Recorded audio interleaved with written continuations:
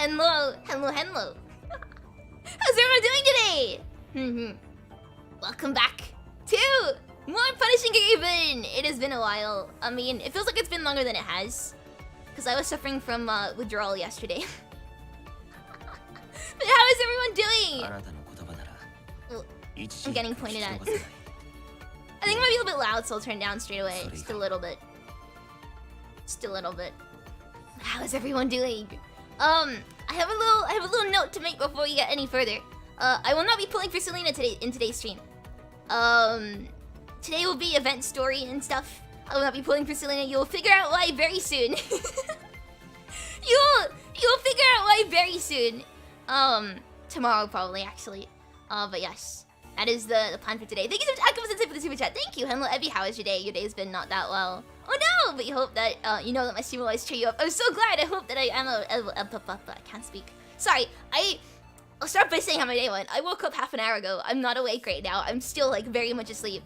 But I hope I can cheer you up. I'll do my best. Thank you so much. I really, really appreciate it. Thank you. Selena's goddess. Yeah. I'm really excited to pull for her, but it won't be today. It'll be later this week. Definitely. I mean, some of you guys are really smart. Some of you guys already figured out what I'm talking about, but like later this week. I promise it's gonna be great. So you don't want to miss it. It's gonna be the full Selena sipping experience. I haven't done any of my dailies. I woke up like I said, just like half an hour ago. So let me go quickly check on my dorm. Also, if there's any instability, it's because I'm using the EN version of Moonnet right now. I had to use it to install TapTap, so yeah. If there's any instability, I'm sorry. I'll be fixed by next stream. Let's do Echo Aria story. Yes, it's gonna be great. I know some people are like, oh yeah, you should do like the interlude first, but like, no, I say no. I like being difficult, and by that I mean I got something planned. So no pulls today. Try not to cry. Oh no. Ah, there we go. Cool. I'm just gonna get my dailies real quick. Have I shown you guys this dorm yet? I called it expendable. I just wanted to like get more constructing because I haven't designed this yet. So I was just like, oh yeah, I'll throw anyone random in here. And the dorm is just called expendable. It's just where I put people that like I don't really think about. Don't worry about it. And then we have my lead dorm, which is looking pretty nice right now. It's coming along well. Well, me? No, it's not me. It's just like those are the people that are getting sent to the mines first, you know. When it comes to chores, they are first up on the chore board. Speaking of which, oh, which I don't. It's this one, isn't it? There we go. Oh, good. Everyone goes to the mines. Where's Lee? Oh, they're all doing stuff. I'll get entropy out today. Definitely Elysium. Oh yeah, definitely Elysium. I'm a big Lee enjoyer. What can I say? Come on. I love this music so much. Like, I haven't listened to it much because I tend to play on mute when I'm not streaming, but it goes hard. I like it a lot. There we go. Lee is happy with me now. Cool. And then craft decor. I think I needed to make objects. I think it was objects. So I'm just gonna max this out. And I'll make like 5 of them, and I'll burn anything that isn't A rank. Do. Only the best for Lee. Only the best. So I just burn anything that isn't like already an A. Cool. There we go. All caught up on dorm missions. Right. So we just get into it. Oh wait, I haven't even done. I got the Operation Guardians thing. I finished it. Shush. I'll do it later.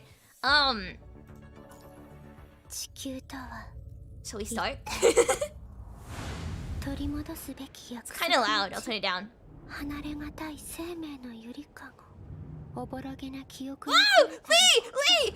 Look at him!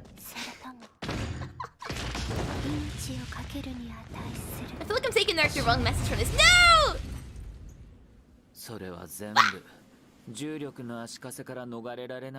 him! It's the boy!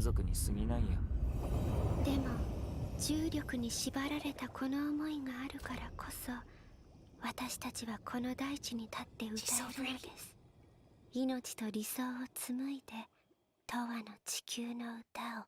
What? I'm so excited. I'm really excited. Look, okay, I'm a big simp. I'm not gonna lie. I love Selena and I love Wanshi. I'm just gonna put it out there. I'm gonna be like incoherent for a lot of this. I'm just gonna be like fangirl screaming. You're hearing Otto's voice everywhere. Yeah. All I hear is Otto. But it's okay, because Wanshi is not Otto. Wanshi is Wanshi, and Wanshi is cool. So yeah, let's just do extra story. Here we go. The Song of Eternal Earth. Also, I have the this thing, so you guys can see names. Look at me go! I am prepared today. Do you have enough gifts for Selena though? Yes, I do actually. Okay, wait, no. Before I get any further, I want to show you guys my gift saving. I got a lot of gifts.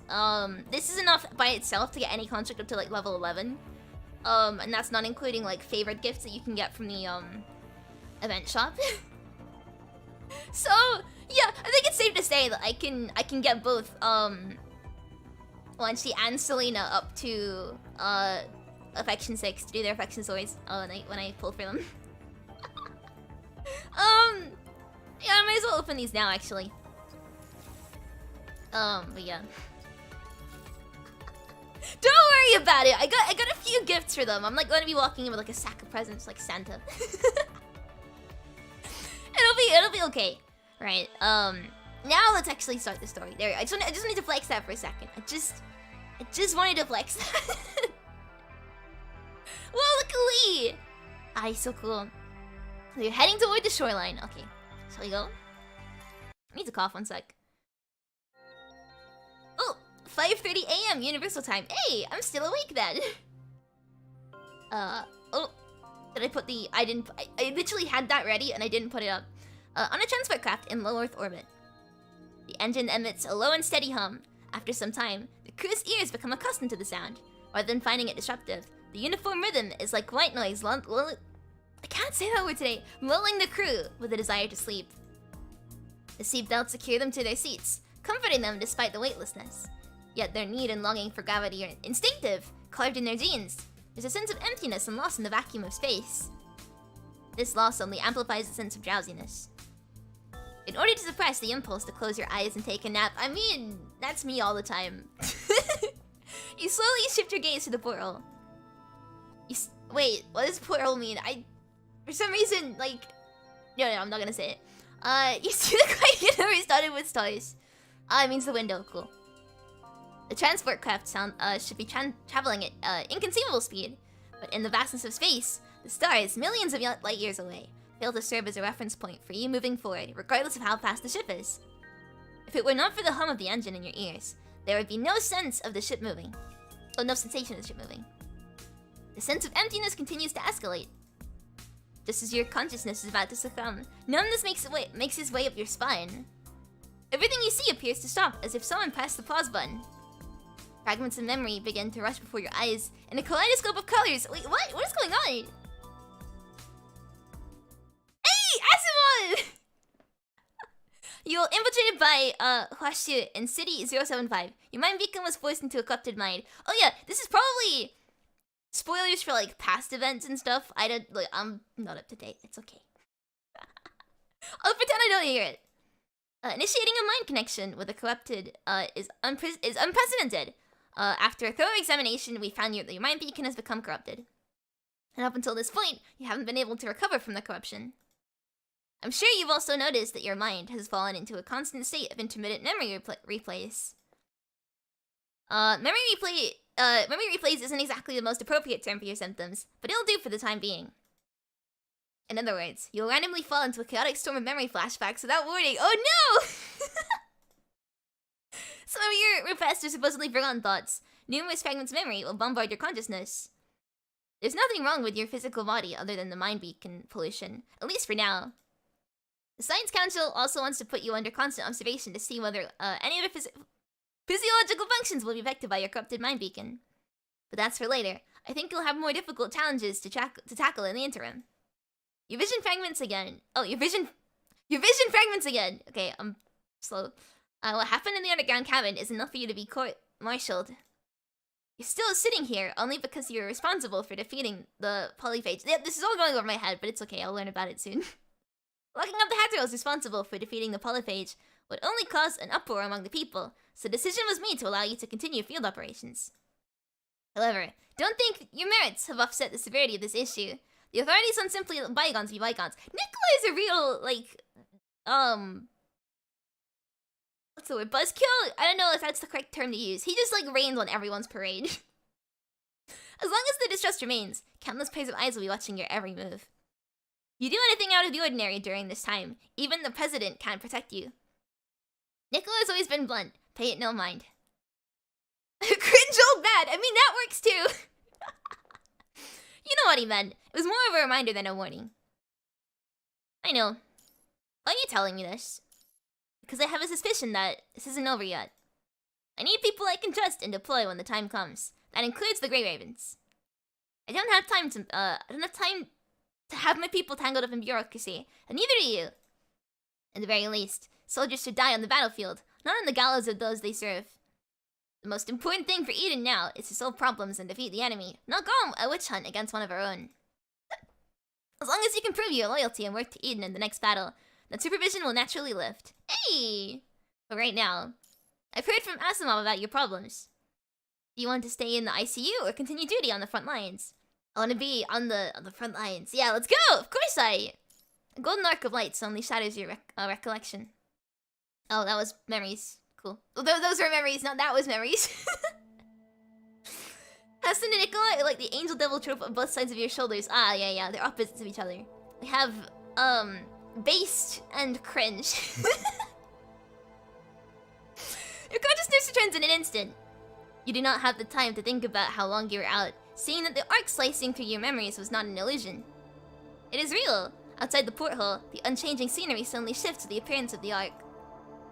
Like a smitter fresh out of the forge, a gentle and curved horizon forms in the afterglow of the golden light amid the sea of stars. Whoa, it's so pretty! Hidden up until this moment, Earth finally reveals its true face. Soon, the faint golden light turns blinding white. As the transport craft continues to coast along in orbit, the sun slowly rises from the distant shadow, illuminating the surface of the blue planet in its entirety. Sunrise from space! Without the atmosphere to scatter the light, the dazzling rays of sunlight are sharp and absent of the usual tenderness. Just staring at it momentarily fills your brain with an unspeakable sense of vertigo. Why would you stare directly at the sun? I don't think that's smart. Come and don't. Someone seems to be calling out to you by your ear. Commandant! Right as your thoughts are about to drift away again, a stern voice brings you back to reality. Who is it? Hey! There they are! You suddenly turn your head to see Liv and Lucia. I almost said Lee just by, like, instinct. To see Liv and Lucia standing before you with looks of worry. Lee furrows his eyebrows faintly. Huh? Lee lets out a sigh of relief. His frowned brow seems to relax as well. Don't look directly at the sun without the proper equipment. That's what I'm saying. Even though the porthole is equipped with a filter, the UV light is enough to burn your retinas. Yeah, Commandant, what are you doing? I'm fine. I was just lost in thought. Lucia looks out of the porthole to where you were looking. She seems to want to say something, but before she can speak, she is interrupted by another harsh voice. Is now the time for slacking and idle chit-chat, Grey Raven commanded? Yes? If not now, then when? Following this, a hologram projection appears before you. Fluorescent lights from the outline of an elderly man in the air. He's wearing the same standard issue commandant uniform. Every meticulous pleat is as stern and upright as his expression. The man's eyes are slightly cloudy with age, but his posture remains upright like that of an unyielding pine. With eyes like an old falcon, he scans the older soldiers aboard the transport craft. Although you are not communicating face to face, and there is no literal eye contact. I was just about to ask this! How does he see people? Okay. And there's no literal eye contact. All soldiers present subconsciously straighten their posture as they can meet his gaze. This is, Han speaking. I will be the chief commander for this ground mission. Asimov, the Science Council's chief technician, has already explained the specific matters, this mission to you. I won't go over them, as I'm sure most of you already committed the details of this mission to memory. I think I missed the memo. Virgil in his 80s? No! I kinda see it! However, given the lack of discipline among the construct squads I just witnessed, let me reiterate these orders to prevent further negligence. Upon saying this, Hanta's gaze seems to sweep past you. Meet his gaze. I don't like eye contact, but sure. Let's begin the mission briefing. Following Hanta's words, your mind returns before your departure. 24 hours ago. Babylonia War Room. Several commandants gather before the war table. The battle against the Ascendants has come to an end. Your heroic deeds on the surface were astonishing. Unfortunately, the Parliament is unable to give you the medals and honors you deserve at the moment. After receiving this urgent assembly order, you probably realized new troubles have arisen and are imminent. Celica, project the information. Yes, President. Celica quickly operates the terminal, and the holographic projection reveals a series of remote sensing images. Immediately, the dark blue screen is covered with a large swath of red. Sanguine crystal clusters bloom on the surface, in the shape of arteries, forming a cover of rivers entrenched in the surface. Whoa! Some of the images are very blurry, either due to issues with the transmissions, or perhaps the photographers are facing external threats and unable to record everything. Someone gasps. Shortly after, the entire conference room falls deathly quiet. You can hear a pin drop. Asim clears his throat, breaking the solemn silence. Asimov, since you were the first person to organize the data on the current situation, I think it's only appropriate you take it from here. Hey, Asimov, let's go! Asimov nods and approaches the war table. Like, I like more Asimov. Please give me more Asimov. The look of his haggard expression, pale lips, and faint dark circles under his eyes, he appears to have had several sleepless nights the past few days. However, right as he opens his mouth to speak, his usual professionalism as the Science Council's chief I'm so tired today. His usual professionalism as the Science Council's chief technical officer returns. Some of the teams that weren't dispatched during the last large-scale ground operation may be unaware of this, so I'll explain it briefly. As you can see, during our last ground operation, this music's so eerie. We uncovered dark red tides containing new... He pauses for a moment, as if struggling to come up with the proper wording. New forms of the punishing virus. Oh no. Based on their physical properties, the Science Council has decided on the name Red Tide for the time being. However, this is definitely not a natural phenomenon caused by the explosion and proliferation of red algae in the conventional ecological sense. This entity has nothing to do with water. After conducting an analysis of samples, the red liquid you see is the punishing virus itself. One of our construct teams engaged in a direct confrontation with the Ascendants during a previous operation.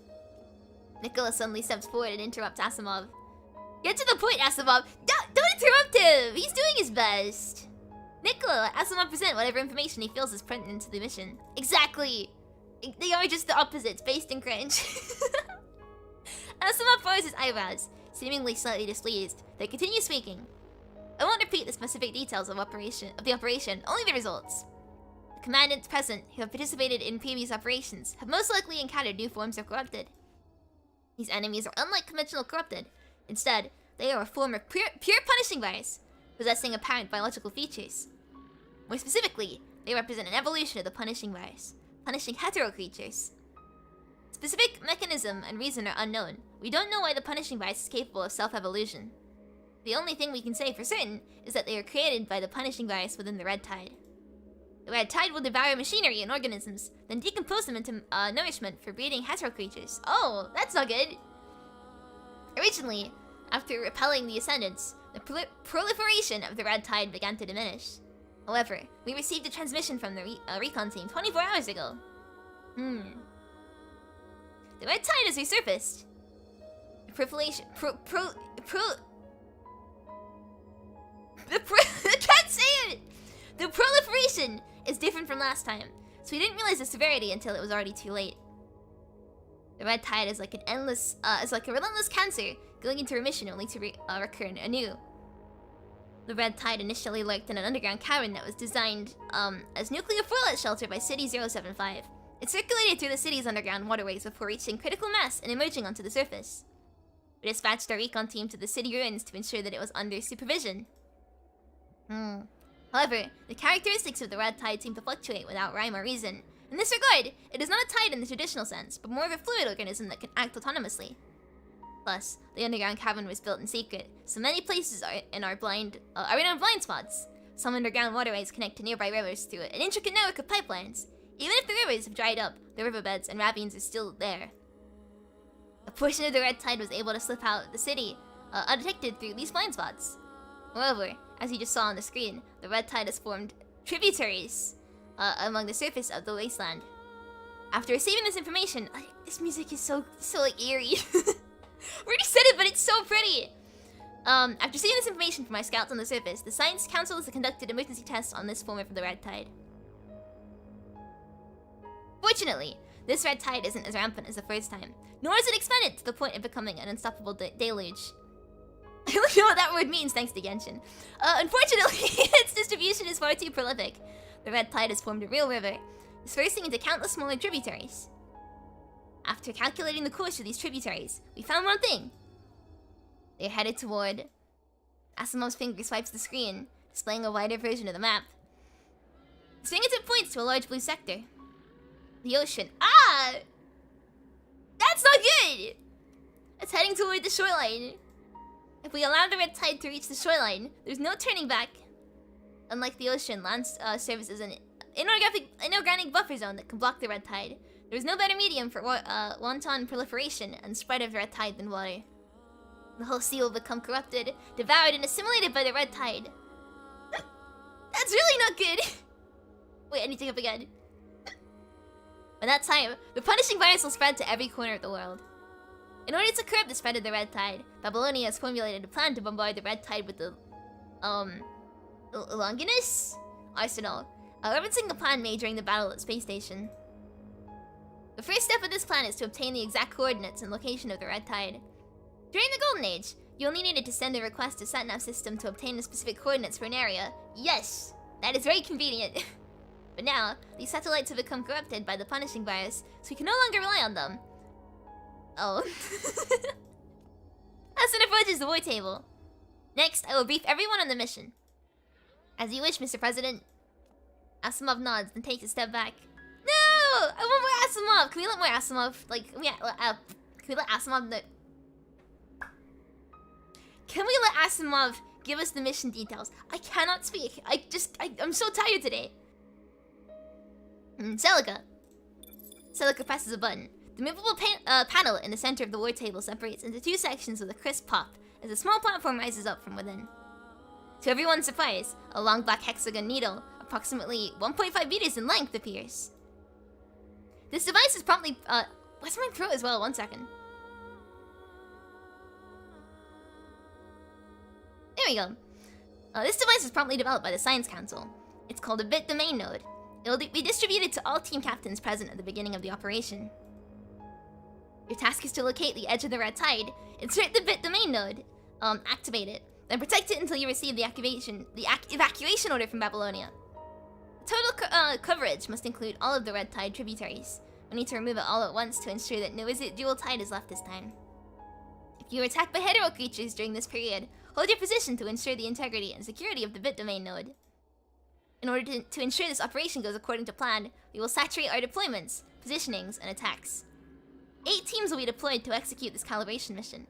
Each team is composed of an elite task force led by a commandant and several construct squads. The elite task force led by the commandant will be responsible for deploying the node. Almost said needle, the node! While the construct teams will be responsible for protecting them in the interim. Hopefully, all 8-bit domain nodes will be deployed. That's the only ideal situation. However, Babylonia needs at least 3-bit domain nodes to be successfully deployed in order to obtain accurate enough coordinates. If you have any questions, please raise them now, and Asimov will explain the details to you. What is a bit domain node? I just want Asimov to explain it to me, to be honest. Where to start? It's not overly technical. It's a rush job used to temporarily replace satellites. The SatNav system continuously broadcasts its current coordinates and time. However, thanks to the punishing bias, there are no navigation satellites available in low Earth orbit, so we have to use bit domain nodes instead. When they're deployed on the surface, they'll measure the distance and angle between the other nodes. They continuously broadcast the signal to space. Oh, that's clever. After receiving the signal, Babylonia will calculate the specific coordinates of each node, then delineate. I'm sure that's how it's pronounced. The attack range in the Longinus arsenal. Babylonia will inform you after successfully receiving the signal and calculating the coordinates. Until then, you can't retreat. It should be noted that the current orbital altitude of Babylonia allows us to orbit Earth in about 2 hours. The signal from the nodes will only be received when passing through airspace within range of the nodes. This is also why you need to defend the nodes upon activation. Are there any other questions? Alright, there's just one more thing I'd like to add. Unlike when the red tide was found in City 075, the consistency is more like running water than thick mud this time. We aren't sure why. Regardless, all you need to know is that the concentration of volatility of the red tide is significantly less than what it was before. Only when the tide rises will the punishing virus concentration reach the equivalent found in dead zones. According to monitoring reports, the low tide concentration is within the range of normal punishing zones. This is one of the reasons why the recon team failed to notice the red tide had moved.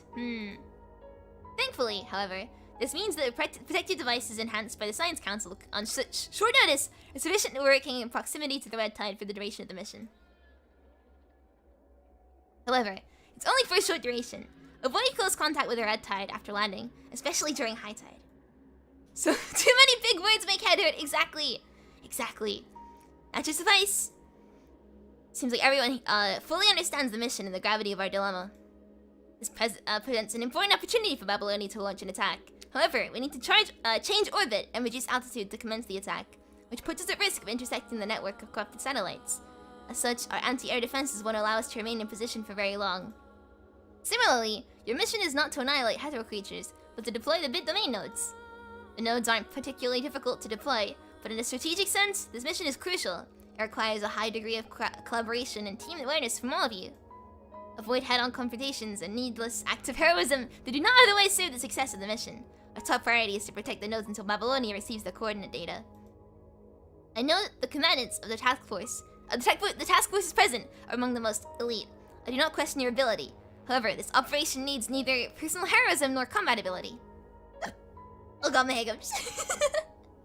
What matters most are judgment and decision-making for the overall benefit of the mission.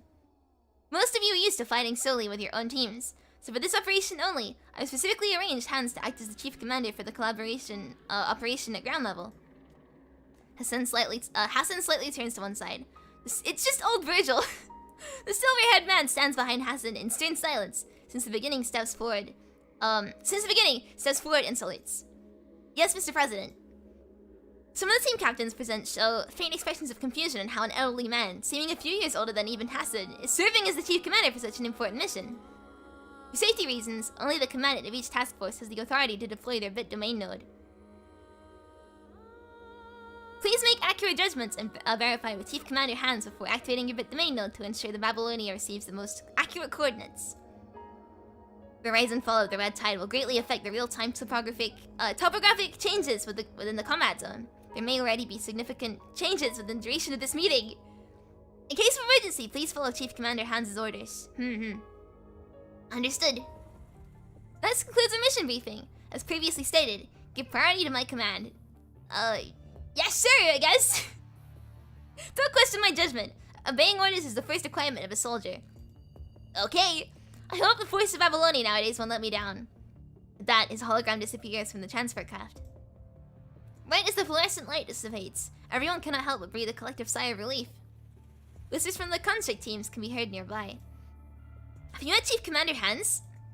No, but he looks older than the President. Isn't he a bit old for going out on the front line? Who knows? Don't write off Chief Commander Hans so easily. There must be a reason why the President arranged for this. Commander Chief Hans was born in the Golden Age. Hey, Lee Expedition, let's go! Lee Exposition! Commander Chief Hans was born in the Golden Age. He experienced the post-pandemic age and the, Acadia evacuation firsthand. After that, he continued to work in the Center for Combat Intelligence as one of its core members. I didn't expect that this operation would need someone of his caliber to join us. I'm sure he's seen his fair share of warfare and bloodshed. Just like the President, he's bound to be strict on others. Don't take to heart what just happened. Worried about me, Lee? I just don't want my commandant to worry about such trivial matters. Aw, you didn't blush and say you wish again. That would have been awesome. His personal information is not confidential and can be accessed directly in the archives. There's nothing worth talking about in private. You smile and nod at Lee. You glance to the side at Lucia, who is staring off out the porthole. Lucia? Ah! Apologies, Commandant. What are you looking at? I'm just looking at the same thing you are, Commandant. The sunrise? Yes. You weren't just lost in thought, were you? What were you think about, Commandant? The sunrise at low Earth orbit looks completely different than it does on the surface. Is that what you were thinking? Lucia lets out a barely visible smile. Aww. I'm finally beginning to understand what you're thinking, Commandant. Yeah, what you're thinking, Commandant. It's so bright. It's even overloading my visual components. Aww. In low Earth orbit, Babylonia completes one revolution around the Earth in approximately 2 hours. Such a sunrise occurs more than 12 times a day. All residents of Eden born in space have long been accustomed to such a spectacle. The rising and setting of the sun no longer serves as symbols of hope. Day and night are no longer measured in 24-hour cycles. People must rely on other ways to define the day. How much longer? How much longer until landfall? 300 kilometers is not that far. Looking down from this height, the entirety of the blue planet is no longer in view, only the changing surface. The red-tinted Earth, the blue ocean, rolling storm clouds along the tropics dancing in the stratosphere, quietly shrouding the Earth. For some peculiar reason, as the distance gets closer and closer, the haunting sense of emptiness gradually disappears. Aww. This is not going to, but returning to Earth. Upon arrival, everything will once again carry its intended meaning. It is the cradle of all life, and the home for which all life will return. Yeah! Oh! Attention passengers! The aircraft will begin to decelerate and reduce orbital altitude. Reverse thrusters will ignite in 15 seconds. Rapid deceleration will generate 2 Gs of force. Please fasten your seatbelts. Ah, okay, great, let's go. The broadcast on the intercom suddenly halts while extraneous thoughts. Sit upright and firmly grip the handrails. A sudden voice pushes the crew firmly against the spongy padding of the seats. The overwhelming pressure strains their eyes, hearts, and bodies. But this oppressive voice and restraint completely dispelled all previous unprovoked confusion. Hey, there we go! Let's head down to Earth, I guess. I'm excited. Let's go! Ooh! On the desert wasteland, jagged rock formations jut out of the ground through which the red tide flows. Wanshi squats— yes, here he is! Okay, Wanshi squats in a towering rock formation. The red tide quietly trickles below. Although the tide here occasionally swells, it is not an unstoppable force like previous accounts in the city ruins. Occasionally, he sees strange debris, rusty metal, shredded rubber, and even pale animal bones. Oh, okay, one of those things is not like the other. Floating in the red ichor. There doesn't seem to be any fear in Wanshi. He just lets out a big yawn instead. Relatable! Oh no. How much longer do I gotta wait? On the rugged surface of the rock, there's not a flat enough space to place the tripod for a sniper rifle. Well, the latest information should have been uploaded to Babylonia. What's taking them so long? I don't know what's going on with the captain either. I'm always left to do all the recon work here. Now I'm stuck between a rock and a hard place. I mean, literally. If I don't dispatch any reinforcements, this place is gonna... The red tide tributary had only just reached this place 24 hours ago. But now, aside from the tallest of rocks, the entire area has been completely flooded. Fortunately, the red tide is only quietly flowing and not surging out of control.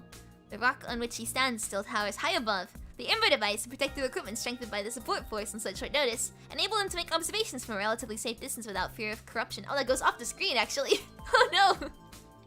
However, this cannot continue much longer. There's only a sparse red tide tributary not long ago. Now it has completely inundated the area. Even if he proceeds with caution, he is better off leaving this area sooner rather than later. Not only is the punishing virus concentration rising, the red tide also brings life to the punishing virus. The red tide surging below the rocks is a breeding ground for hetero creatures. Large red crystal clusters, like reeds and shrubs, surround the trickling tide. Red creatures of various shapes and sizes pass between them. These creatures are neither corrupted machines nor constructs. These hetero creatures glowing with a red aura are merely vestiges of life on Earth that have been devoured by the red tide. On the riverbank, Wanshi catches a glimpse of a motionless stone suddenly crack as 4 limbs protrude from within. Wanshi's bionic skin quickly calculates the current wind speed. 1.6 meters per second, wind blowing from 4 o'clock. Whoa, he's so smart. My sniper scope should move a notch rate to compensate for the wind. Slightly leaning to the side, the crosshairs in the narrow scope moves 1 mil to the right. Ready, aim, fire! Bullseye. Hey! The bullet releases from the chamber, landing a direct hit on the hetero creature. The hetero creature collapses onto the ground, writhes in pain, then becomes limp and lifeless. Soon after, the overflowing red tide reclaims it into nutrients for the hetero creatures to spawn from within. There's no end to them. Setting down his sniper rifle, Wanshi takes out his rangefinder binoculars and looks in the direction of the extending tributary. Was that you? No! This rock is about 20 meters in height, with obstacles and regardless of meteorologic. You know, I did one of those like how good is your vocabulary tests, and I scored like top 9%, and I still can't pronounce half of these words. Regardless of meteorological conditions, the maximum distance that can be visually measured should be. Wanshi closes his eyes for a brief second before arriving at a conclusion. 17 kilometers. He is so smart. However, the rangefinder can no longer see the end of the tributary. In other words, the red tide tributary currently flowing below is extending at a speed of more than 17 kilometers a day. Ah, that's not good though. Looks like this is no laughing matter. He puts away the rangefinder, then stands up. Suddenly, the deafening roar of motors rumbles in the sky above. Wanshi quickly looks up, his drowsy eyes suddenly open wide. Huh, I don't believe it. Shooting stars aren't visible during the day. But in Wanshi's golden eyes, he sees the vivid reflection of a metallic meteor followed by a long trail of black smoke as it descends to Earth. Let me guess, it's gonna be us. Attention passengers! The aircraft will begin to decelerate and reduce orbital altitude. Reverse thrusters will ignite in 15 seconds. Rapid deceleration will generate 2 Gs of force. Please fasten your seatbelts. Attention passengers! The aircraft is approaching the ionosphere. Entering communication blackout for 67 seconds. All departments have switched to onboard wired communication. Attention passengers! The aircraft is approaching the the mesosphere. Preparing to shut down the aerospace engine and switch to the aircraft engine. Please fasten your seatbelts and brace for turbulence. Whoa! Shaky! Oh no! Attention passengers! The aircraft has entered the inner atmosphere, initiating an aviation procedure. Ooh. Attention passengers! The aircraft has entered the stratosphere. Attention passengers! The aircraft has entered the troposphere. I do not know how to pronounce half these words. Attention passengers! Due to impaired visibility from the current sandstorm, the system is unable to confirm the location of the red tide. The system can't detect the red tide? Then we must proceed according to the original plan. Our mission starts now. Disperse and proceed with your duties. I wish you all the best in completing the mission. That was fast. Yeah! PGR writers are hardcore nerds! Yes, and I love it so much. The sudden tremor of the aircraft's hull made every passenger's heart skip a beat. The violent shaking catches you off guard, causing your head to bang against the hull of the aircraft. Normally, you would be able to stabilize yourself. However, your consciousness becomes shrouded in darkness before you're able to adjust your posture in time. Oh no, we blacked out! During a memory playback, you'll be completely pulled into a memory spiral. This overload of information will make you unable to control your body and perceive what is happening around you. Fortunately, the playbacks dissipate as fast as they manifest. You may recount a certain duration of your time subjectively, but only a few seconds may pass in real time. By the way, during this period, your subconscious will become hyperactive. You may be overcome with perplexing ideas and make bewildering decisions. That's because your brain processes a lot of information internally, but your subjective thinking can't keep up with this processing speed. I can't say for sure whether this will have a positive or negative impact. However, it's worth noting that the situation on the battlefield can change at a moment's notice. Since your memory playbacks are unpredictable and beyond your control, this may prove fatal in battle. Be on the safe side, I advise against participating battles that require direct confrontation with the enemy for the time being. Just as you pull yourself out of a memory playback, metal hull rapidly approaches. You struggle to avoid the collision, but you cannot even lift a finger. You can only succumb to the whim of your memories. Hey, Isla! There we go! They're all good sci-fi writers? Yeah, they're really good at writing sci-fi. It's been quite some time, Garaven commanded. Surprised to see me? I take it. To be honest, I took quite some effort to reach you. If Chairman Allen hadn't lobbied for me, I don't think this would be possible. Miss Isla? The task forces have all heard about the heroic deeds of the Grey Ravens at the Ascendance base. I've even heard about them in Babylonia.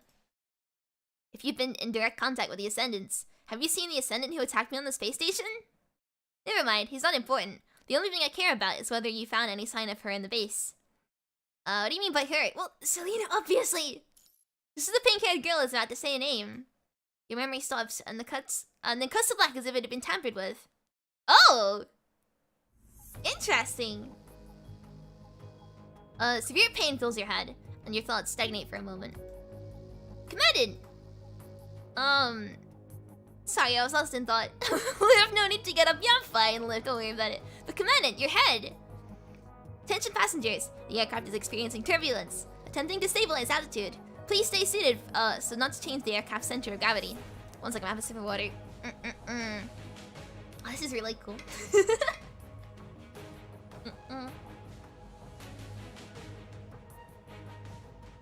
There we go. Thunderstorms rumble outside the transport craft. Electric arcs flash among the clouds, shaking everyone with an even more violent tremor. Experiencing excessive turbulence. Attempting to disengage by expediting the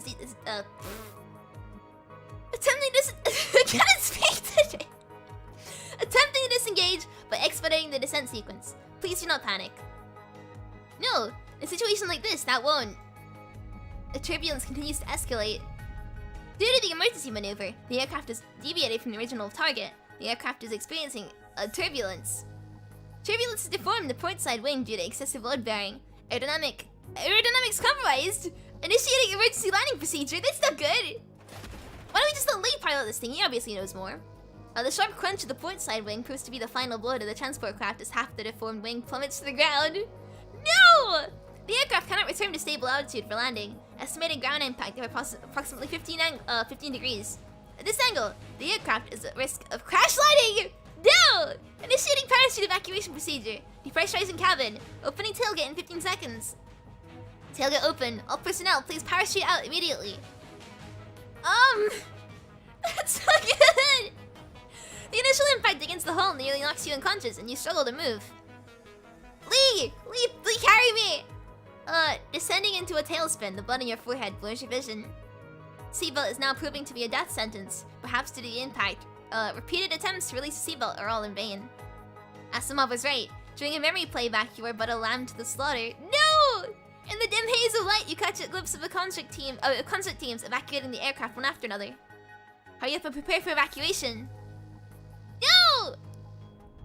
Right as you stand up, the cabin shakes violently again. I've secured the bit domain node. When will we parachute out? Too late, the transport craft is stalled. Oh no! It's too dangerous to parachute now. Brace for impact, Lucia. Hump the commandant. Got it. Oh no. Why did you want to crash into the metal hull again? Someone shields your head and pulls you into their embrace. The embrace is cold and familiar. Lucia! I got you, commandant. Don't worry. I'll protect you. Close eyes. Sometime later. Maybe it was just a few seconds. Maybe it was quite some time. When all the dust settled, the forced landing was closer to a crash landing. You hear the sound of a laser cutting metal by your ears. Is it Lee? Is it Lee, like, opening up some stuff so we can get out? Yes! Knew it! You open your eyes slightly to see Lee cutting away the hull. Lee, Liv, Lucia! Don't move, Commandant. In a rare tone of sternness, Liv stops you as you prepare to move. Lee kicks open the crumbling metal hull that had been cut. Yaww! At that moment, light from the sky pours into the cabin. Hurry, Lucia, get the commandant out. Lucia removes you from the transport craft. Looking around, you find the 3 constructs unfazed. Your wounded forehead is the only sign of damage. Lucia is the new live, laugh. Yes, I know Lisa well. Yeah. I mean, yeah, if I didn't, I'd be a bad commandant, wouldn't I? Lucia, sit the commandant down. I'll apply emergency aid. Alright. Having experience as a paramedic, Liv quickly stems the bleeding and bandages your wounds. Fortunately, it's just a flesh wound. it looks more serious than what it actually is. Eyebrows furrowed, Lucia lets out a sigh of relief, off to the side, then draws her weapon and looks around vigilantly. Now is not the time to let our guard down. Watch your surroundings. Surrounded by barren wasteland, the crash site must be far off the beaten path leading to the original destination. If it is just an ordinary wasteland, it would not have mattered. More importantly, however, was where the crew had crash landed. Wait, Wanshi's gonna be here, cause what is it? He said that the aircraft had smoke behind it. So it was probably like after the wing had fallen off. Where's Wanshi?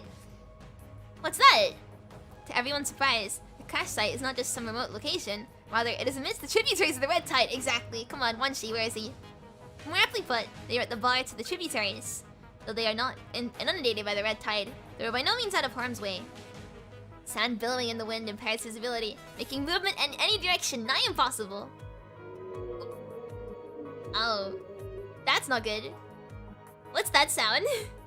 The sound is rich and melodious like the call of a large mammal. As the sound becomes louder and louder, a rustling approaches from the depths of the sandstorm. In a flash, the 3K ravens stand in front to protect you. Aww! Oh! Okay. It's combat time. Oh! The dust storm is too heavy, I can't see where we're going. It's just a shiny thing. We received a comms request of an unknown signal. It is identified as a Babylonian construct. Put it throughly. Raven. And you are... Yes, Wanshi! Yeah, let's go! Wanshi is Strike Hawk. I've been scanning this area. You're at the heart of the Red Tide. You must leave immediately. I left a beacon in the area nearby. Move towards its direction. I'll tap to sense the beacon's location. Alright. Oh, this music! Why aren't there human clothes? It's too wide open here. People can easily lose their sense of direction. They probably thought they could cross the desert. Wait a sec, there's something in the jacket. It's a piece of paper? What's on it? Remaining food and serum can't last through this winter. We must move. We need to find enough food so Ray and the others can... It looks like a torn diary. I can see the date at the bottom. There's only this page. Sorry. I just want to enjoy this for a second. This music's so good. The edge of this paper looks like it's been burned. The temperature difference between morning and night can be huge in this environment. They had to burn the diary to keep themselves warm. They probably already... Oh no, let's keep moving!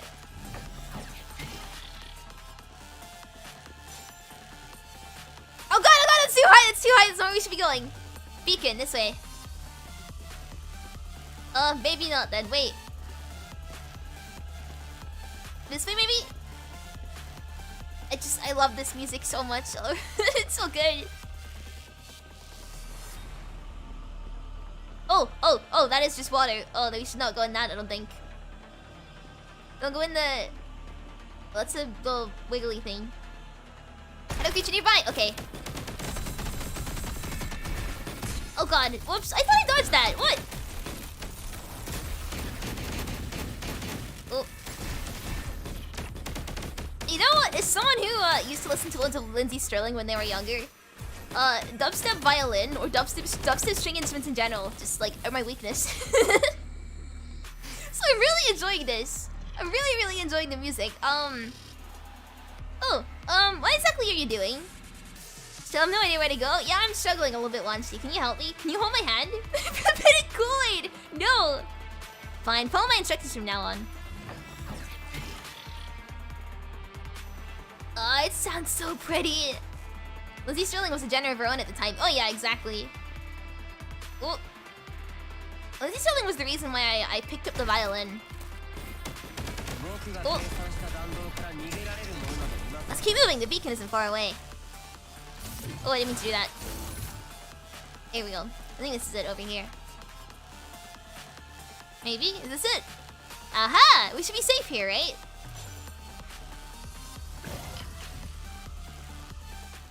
Oh. Despite the dense layer of clouds overhead blotting out the sun, the Earth's surface is still scorching hot. The sand carried in the scorching wind stings your face. Oh. Lindsay Ebi's culture? Yeah, I used to really enjoy listening to Lindsay Sterling.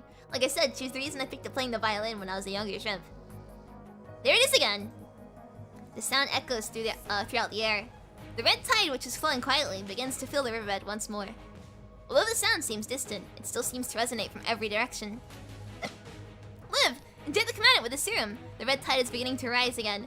Punishing concentration is rising at an unprecedented rate. That was the last one. Oh no! Most of the serum was smashed in the landing! The bit domain node support frame and even the comms device for contacting the main force was all damaged. Or were all damaged. How long can we hold out? Less than 2 hours. Oh no! Holding the broken bit node, Liv shows a look of guilt. Sorry, Commandant, I couldn't keep it safe. No! This all happened so quickly, it's not your fault. The Commandant is right, we couldn't have anticipated that. The team falls silent. Can we really trust the construct that claims to be part of Strike Hawk? If he's one of Chrome's comrades. Right at that moment, a hetero creature appears out of nowhere and ambushes the team. Oh no! Oh no! Commandant! Right before the hetero creature is about to stab you with a sharp spike, a bullet pierces the air and penetrates the creature. Still in shock, you cannot help but look in the direction of the shot's trajectory. The white figure lives in the yellow sandstorm. Hey, it's Wanshi! Just a reminder, your comms have been on this whole time. I heard everything you said!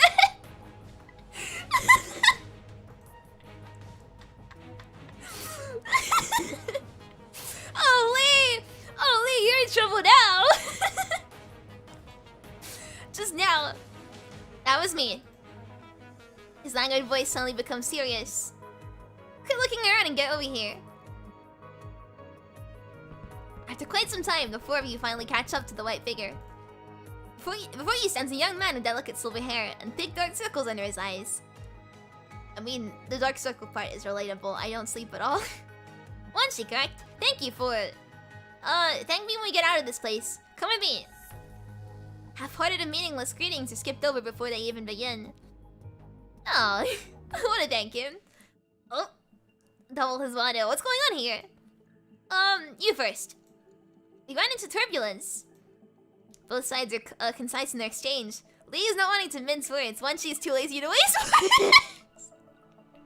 I love them both so much. I love them both. Wanshi glances upward. Ah, I figured. Otherwise the lands is a bit, His face turns blank. If it was yesterday, landing here wouldn't have been such an issue. Unfortunately, you're a day late. You mean... Wanshi's troubled eyes widen as he retrains his apathetic tone, then responds seriously. The red tide hadn't reached this place until today. You'd better see it for yourself rather than me simply tell you. Let me start over. I'm Wanshi from Strike Hawk of the task force. Chrome is my captain. I'm sure you've met. Since the last battle, Strike Hawk has been investigating what's left of the red tide and searching for the location of Ushio in City 075. After hearing about the victory against the polyphage, we stayed on the surface and continued monitoring the red tide. I was ordered by our captain to investigate the city's periphery. I was also the first person to inform Babylonia on the red tide's activity. Since Babylonia dispatched you here, I'll spare the details. We are... Graven! I know who you are. Hey! He knows who we are! Let's go! Graven, correct? A captain mentioned you, especially you, Ushio Ebi. I'm special. Wanshi's seriousness is only momentary. Shortly after, he returned to his usual lazy self. But, looks like his description wasn't exactly... His now a pair of golden eyes glances at you faintly. He cuts himself off halfway with a long yawn. What was that sound earlier? Oh, that... It always lasts anywhere from 30 to 60 seconds. That long? Yeah, human ears can hear a part of it. The frequency is between 10 and 40 Hz. But you can probably only hear it above 20 Hz. Whenever the sound starts, the red tide begins to spread. Ah. I'm Wayan, yes! What on earth? Does anyone else, like, sorry, this is a question to people who also read fanfics out there. Does anyone else, like, automatically replace YN with their name? Because every time I see YN, my brain just reads it as Ebi. And I can't stop like that. I almost said you're Ebi, and like, I just... my brain just reads Y-N as Ebi. Sounds like a whale song. A whale song? Interesting analogy. Human ears can only hear above 20 Hz. whereas the vocalization of a blue whale is typically between 10 and 40 hertz. Humans refer to this as whale song. But this isn't the ocean, this is a desert. How can there be the sound of whales? Not to mention that the life-devouring red tide rises whenever it appears. But...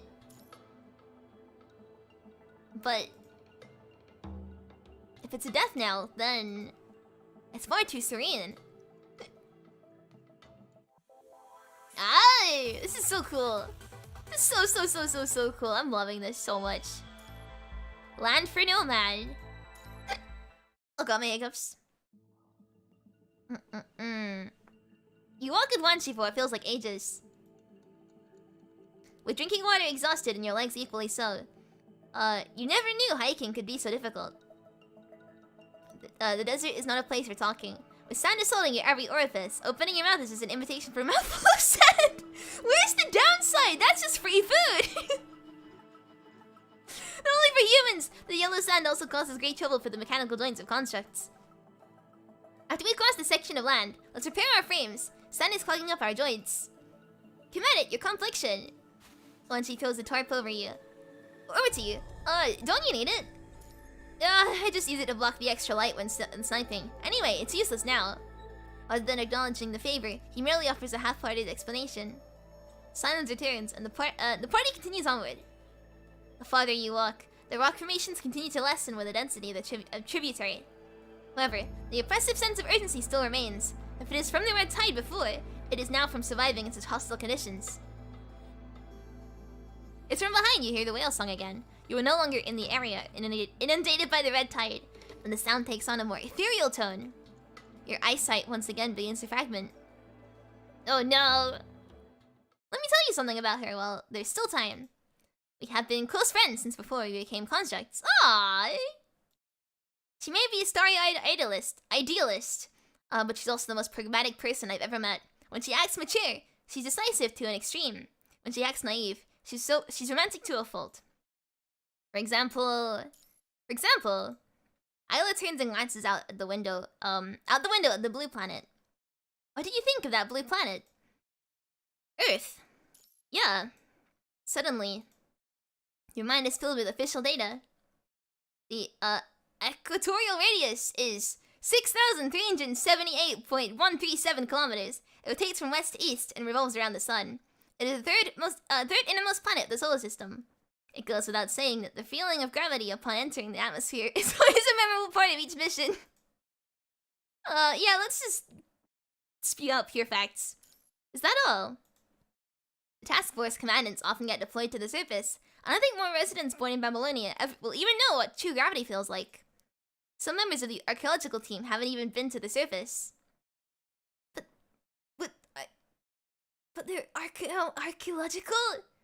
Would they not go to the surface for archaeology? Anyway, what's it like to be on the surface? What's it like on the surface? You close your eyes.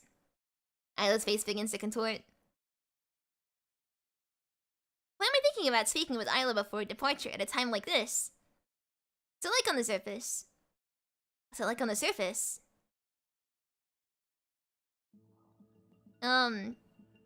Coverhead. What's up? You remain quiet. Having left the sandstorm, the whale song accompanying you like a shadow gradually fades into the distance. You can't help but turn to look back. Amid the dense sand, you seem to spot the faint figure of a woman. Is that a shadow from the red tide? Your question remains unanswered as it vanishes in the blink of an eye. I'm fine. Okay, let's keep moving.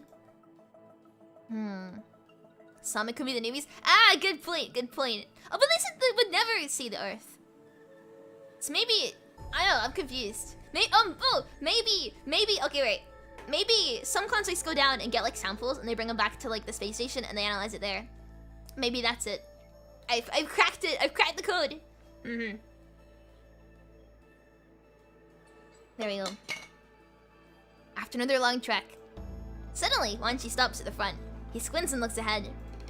There's a kid at 2 o'clock. 200 meters.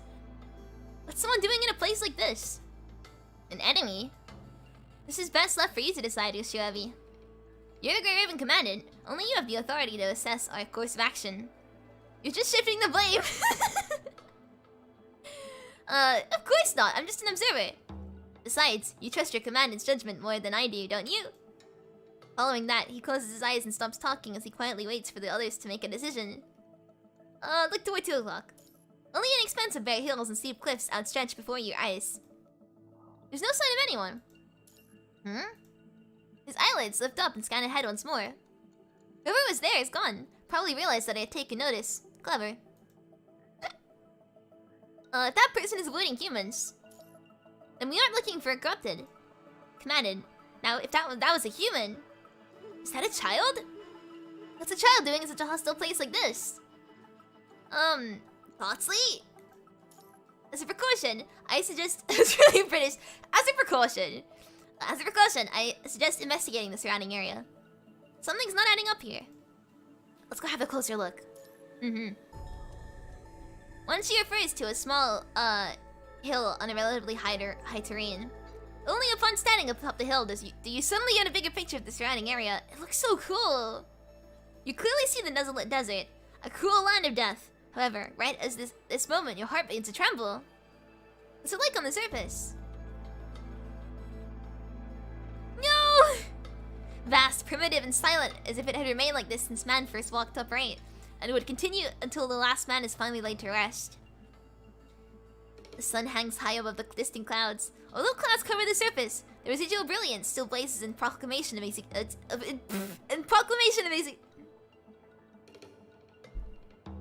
I got this. In proclamation of its existence. Obviously, there is only one light source. When seen from Babylonia, it is merely just an incandescent ball of light.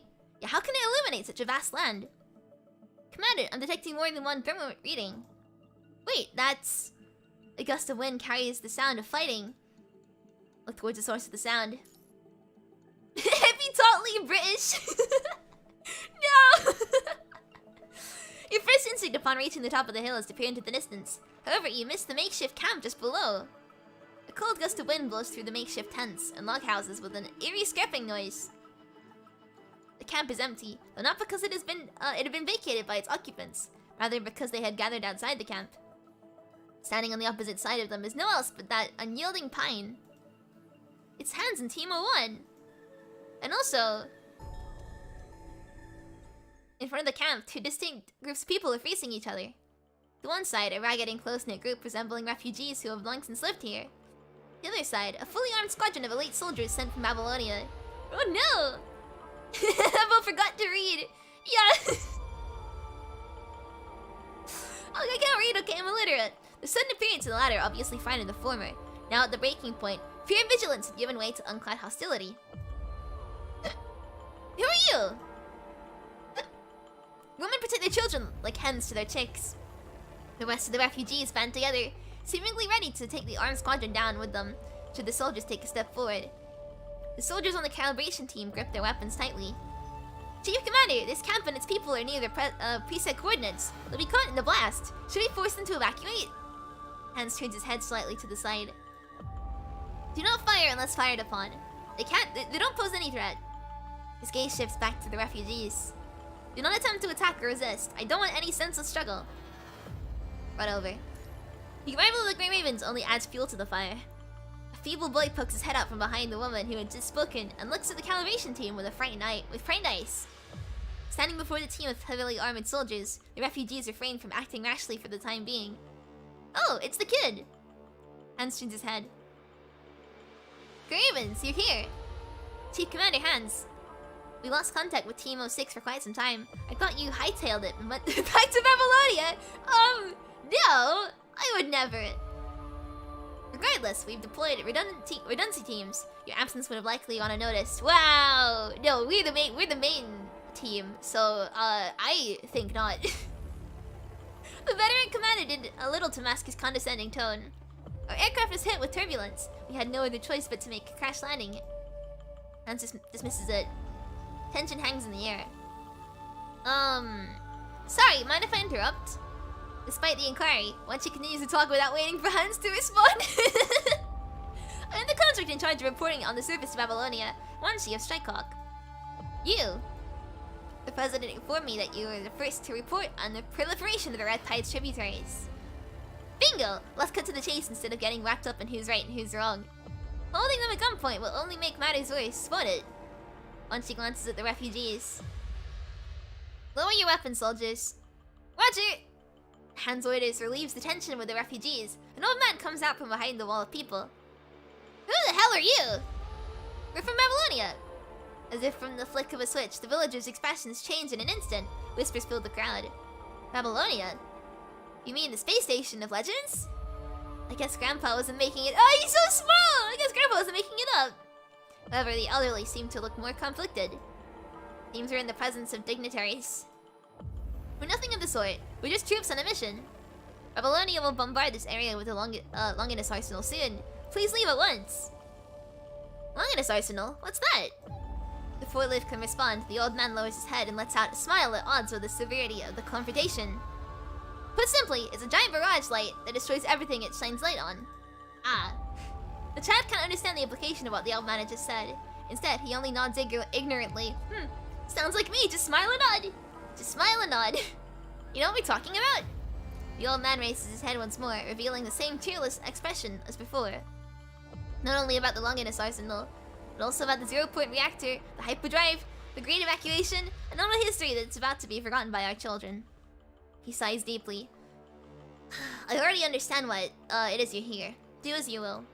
I just hope you don't make too much of a commotion. The children need their rest. With that, he returns to the refugees behind him and whispers among the group. After a while, the refugees disperse and return to their homes. A few moments later, only the calibration team is left in the center of the camp. What was that? Off to the side, Lucy takes a few steps forward and catches up to the old man preparing to return to his residence. What did you say to them? You know what the weapon is capable of, so you must know this isn't time to stay here and await destruction. If you don't leave, you'll all die. I told them exactly that. Yeah? Take it easy, Lucia. Maybe we just weren't clear. Briefly put, this area will be overrun with the punishing creatures soon, so Babylonia wants to eliminate them all in one fell sweep. One of the designated coordinates is near this camp. If you continue to stay here, you'll be caught in the shockwave. Even if Babylonia doesn't call down with the strike, then those monsters will attack you. You don't need to explain any further. As I've said, I know that you're elite forces from Babylonia. As the pride and hope of mankind, after so many years, you returned to Earth only to bring us news of destruction. We know that you came here to destroy that red tide of monsters approaching from the west. You know what it is. Oh, we know what it is. Many of our comrades have fallen victim to it. When you mentioned the Longinus arsenal, I already knew what repercussions we were going to face. That's what I told them. Your tactics have always been simple and crude. It was before and it still is. I'm not surprised. We will not obstruct your mission or interfere with the coordinates, you said. Once you finish your mission, you are free to go. You'll die! You've already said that multiple times. Are you guys okay? If we die, so what? Look around you. This place is home to only a few hundred people scattered throughout. We've been through the great evacuation, and faced with impending doom. Some people boarded Eden, while others just barely missed the boat. The former lives a life of ease aboard Eden, while the others left Eek? I don't know what that word means. Out of life among the remnants of civilization.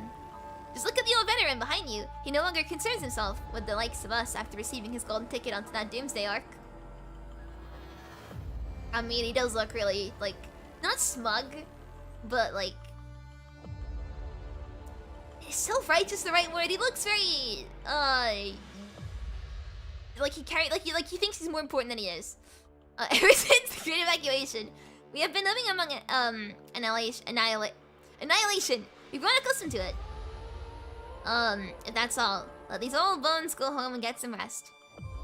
I'd at least like to keep my last ounce of dignity up until the end. After he finishes speaking, he turns and walks away, out of sight. A deathly silence hangs spread among the team. This is an unexpected turn of events. I'll report this to Babylonia. Wait for my word. He looks privileged. That's it, privilege. What about a mission to configure the nodes? Proceed as normal. Please wait, Chief Commander Hans. There are still people here. Obeying orders is the first requirement of a soldier. Grave and commanded. Keep your conflicts under control. No, I don't think I will. This has nothing to do with commanded. Now that you understand, why are you standing here? Proceed to your designated location to deploy the bit domain node on the double. About that, our node was damaged in the crash. You're useless. Your uselessness is truly amazing. Shut up, you! Shut up, you, Mr. Hands. In that case, take your supplies and find a place to stay put. Don't get in my way. I don't like this man. Why don't you give them further warning during the mission briefing? The scouts relayed back more than intel than just that. Because I already relayed it to Hans. This will suffice. Oh, that will suffice. In some regards, you're even more ruthless than me. Ha. So you know what our subordinates think of us too, eh? Of course. I'm not deaf, and I'm certainly not a fool. If it was really just a calibrating mission, the Great Raven Commandant would have been enough to serve as the chief commander. They've encountered the Red Tide before, and their experience in active combat far exceeds that of others. Yet you chose Hans. Since the last battle in City 075, the Great Raven's commandant condition has become unstable. Asimov still isn't sure whether it has any permanent impact on Ushio Ebi's Ushio Ebi, either physically or either mentally or physically. Moreover, the objective of this operation isn't combative, rather it requires cooperation to achieve a strategic goal. Since the Grey Ravens are used to fighting in isolation, Ushio Ebi may not be the most suitable choice as chief commander. The suitability of the Grey Ravens isn't the reason why you selected Hans. Hassan pauses a moment, then continues to speak. Some decisions and responsibilities cannot be left to the younger generation, even if there is still only the slightest of risk. I trust Hans' judgment. He's a most prominent leader. He has enough experience to deal with any unforeseen issue that should arise.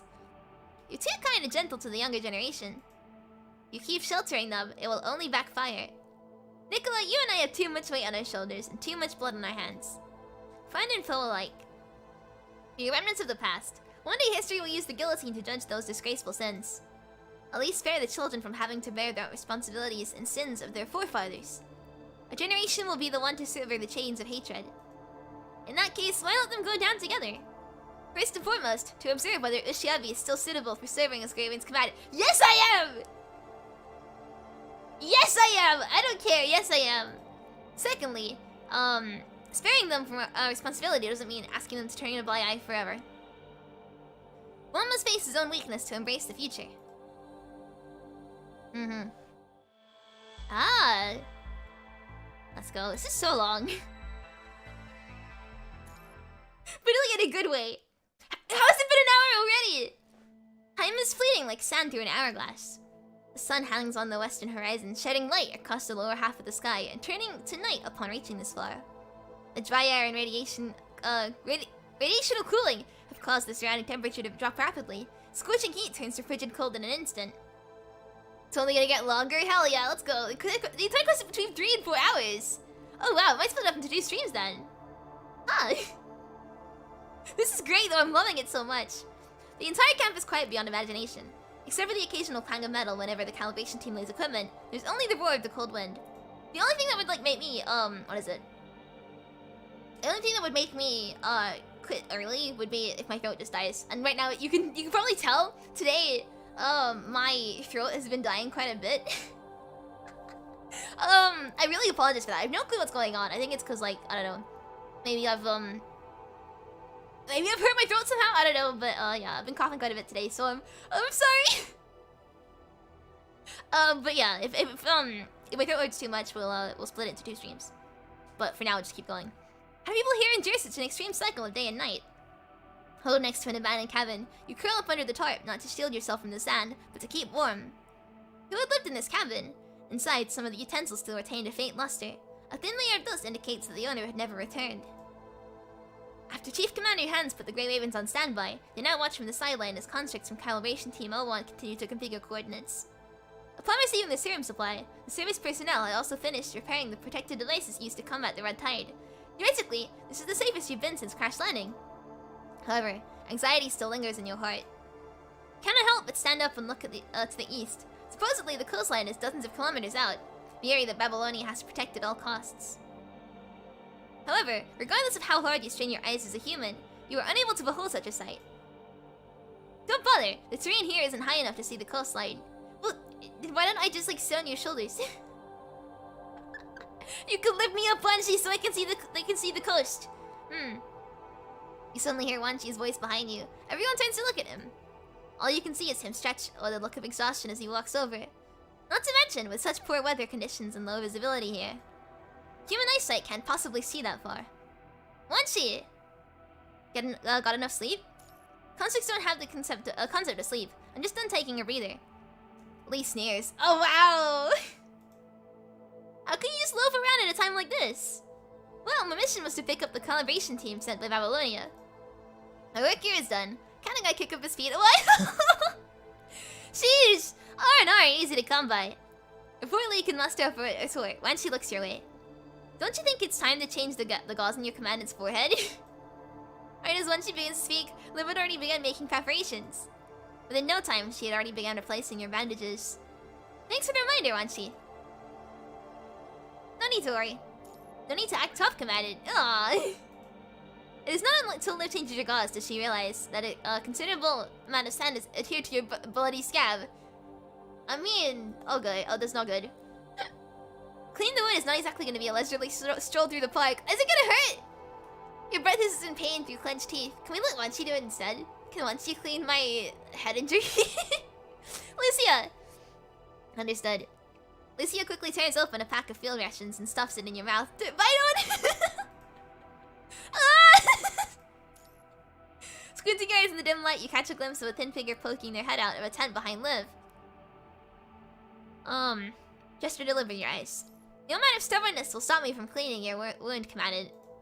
Before Liv can react, the thin figure was already running over.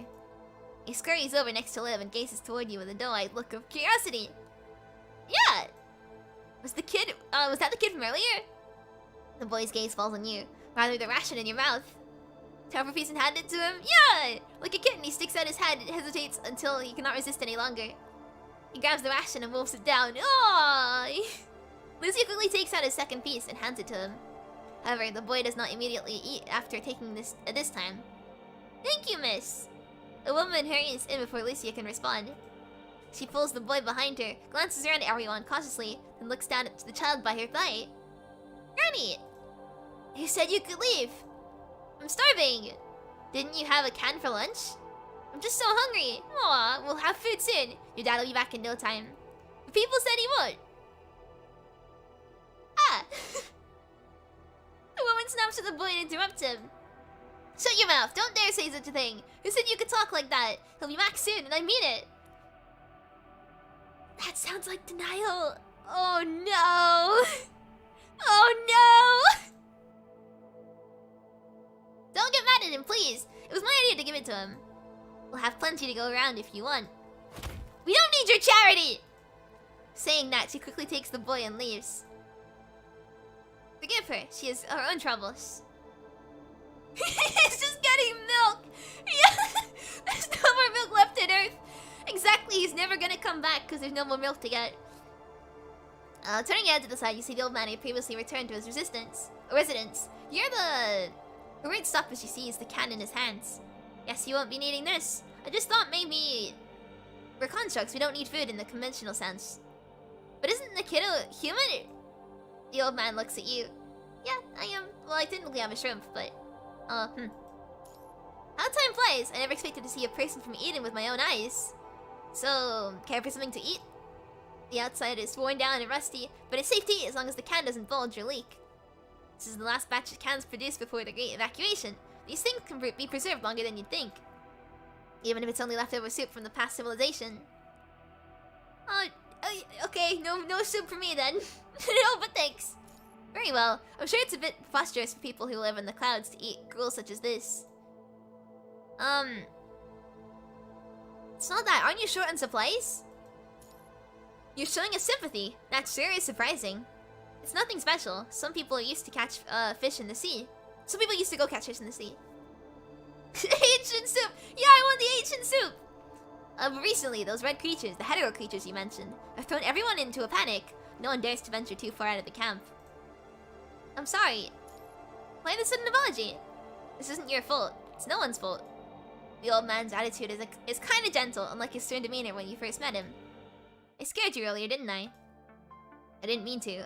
Sometimes you just have to stand up for what you believe in. And what is that exactly? Certain death? Lee! The old man does not seem to take offense.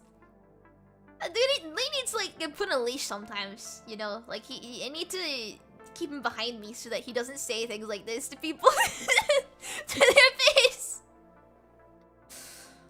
Correct, you decided to stay here and await death. Oh, the man's old and hoarse voice seems to float away in the wind. I don't get it. Same here. You may find our answer puzzling. A group of people choosing to stay here and wait for their death. Perhaps even a cruel joke.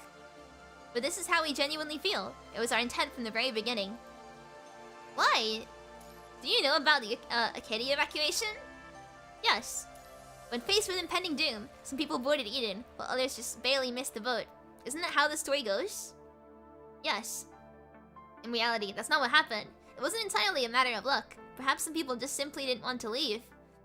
Yes, some people were unfortunately able to board Eden, while others remained because their loved ones didn't get a ticket onto Eden. No!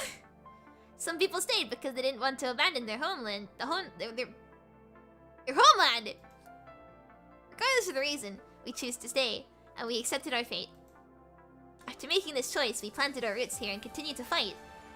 But this place isn't suitable for humanity. This is indeed the case. Even though the wasteland is far from nearby cities and so the corrupted poses little threat, the cruelty of nature provides no safe harbor. The old man nods in agreement.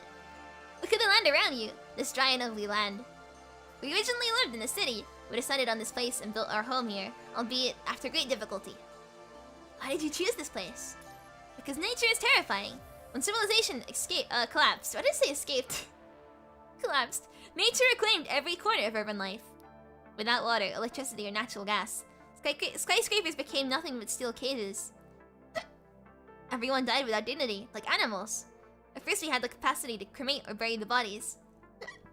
Oh god. But soon those left alive could bear it no more. The city was silent. Corpses continued to pile up. You can't imagine the despair. The sight and smell of people you once knew decaying in the city you once loved. Many people died from the punishing virus, and many died to infectious diseases. In order to survive and avoid the corrupted, we left the city and ended up here. Not too close, but not too far. Here in this wasteland, we watch over humanity's former glory. Who would have thought that a group of mice, such as ourselves, would still live here to this very day? Oh, save your solemn expression. At first, we thought we wouldn't even last a year, but actually it wasn't as bad as we thought.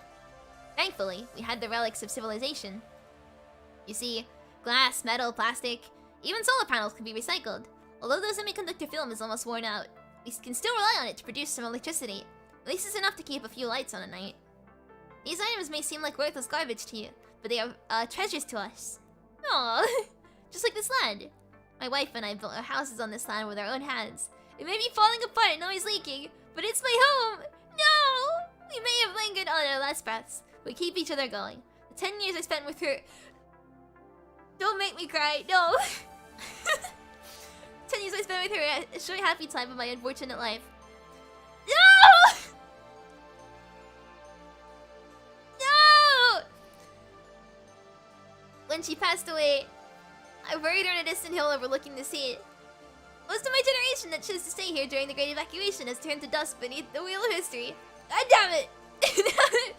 Now there are only a few dozen of us left. I'm trying to be strong and like not cry, but this is really making it hard. The descendants of those who have died have now grown up and started to raise their own children. When it came time to bury my old friends, no!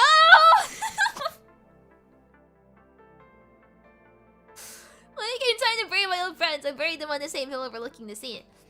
Standing here, we can look back on the glory of the past and see the tombstones of our old friends. If we were to leave, then we would truly have nothing. Everything we cherish, believe, remember, and love will all be completely shattered. Besides, even if you hadn't shown up, we wouldn't have lasted much longer. We scavenged all of our serum for the nearby city. That's bound to run out sooner or later. Everyone knows this, we're ready to die at any time. Your ability means that we meet our fate sooner. No! People born here were never optimistic to begin with.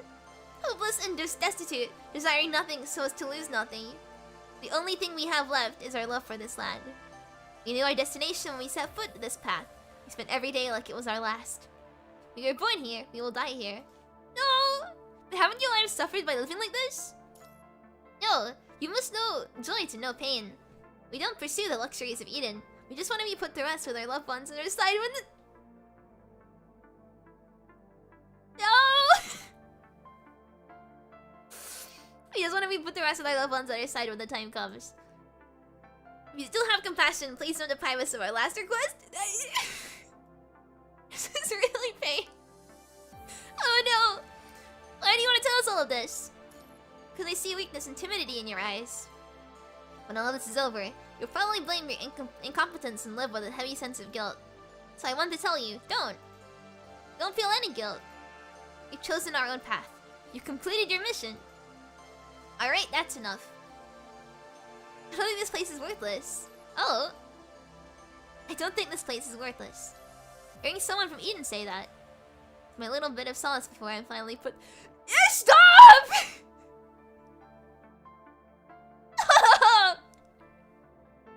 God damn it, no! No, really? Oh, thank you so much, Planner, and as a boss for the super chat. Thank you so much. I really appreciate it. Thank you. God damn it, this game, it hurts me.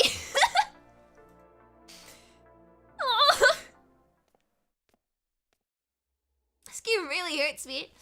I'm just walking the old man turns and leaves. A solemn cloud hangs above the team. I don't know what to do. This music as well! No! No!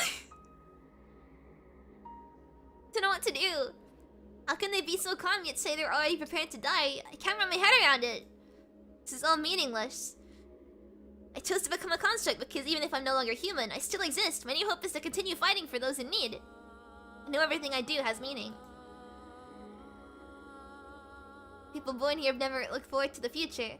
We knew our destination when we set foot in this path. We spent every day like it was our last. Punishing everyone! No! Because you haven't hoped for a future from the beginning? Lucia, no! Oh, look how sad Liv was just then! Liv turns and gently hugs Lucia. No, look at her! Oh, I wanna hug Liv so badly. I don't know how we can make this right either. Even Lee seems troubled by it, not saying something. Something more important than one's life. Wanshi had been standing off to the side with his eyes closed. Suddenly his eyes opened like an alert falcon. A few seconds later, Hans appears before everyone. Poised as always, no one can glean any indication of his mood from that stern face of his. I received the latest orders from Babylonia. On the premise of establishing the nodes in 24 hours and ensuring the success of the mission. According to the instructions of Articles 21 and 22 of the World Government Disaster Relief and Emergency Assistance Act, if civilians are found while executing a mission, they must be evacuated to safety, regardless of force. Craven, mission clear? No, we're not doing it. No, you can't make us do it! You can't make us clear them out! No! No! No! No! Hug Liv and not Lee, that's a first. No, cause like, I wanna hug Lee anyway, but Liv just looked like she was gonna cry. I wanna hug Liv. I don't want Liv to cry. She's too precious for that. She is getting kicked out of my team. On the... whenever I pull for Wanshi, I think it comes out in the 27th? I think? So Liv's getting kicked out of my team for Wanshi, but I still wanna hug her anyway. Really? Is that what you think? Nothing strange about that. But she is different. Even though she's never been to Earth herself, she's had all sorts of unrealistic fantasies about it. When she was still around, she used to always ask me if there are any humans left on Earth. Isla closes her eyes. Our primary school teachers... Oh, yeah, primary school! Our primary school teachers all said that it was the cradle of our life and birthplace. But due to the punishing virus, we were forced to temporarily leave its embrace and protect her from Babylonia. So Isla, do you think there are still people on Earth? I think so. Not everyone evacuated during Operation Acadia. There's bound to be people on the surface. Don't our textbooks say that there are billions of people on the surface at one point? Billions? There's no way Babylonia could support that many people. Obviously, it could probably only support a small fraction of the population. My thoughts exactly. But it's fine. One day we will reunite with our comrades on the surface. When that time comes, we will share in the marvelous things we've seen and rejoice in song. Aww. Nothing is more romantic, is it not? Ah. Isla opens her eyes. We were so naive back then. Always sharing our child. Always brain no work. Always sharing our child.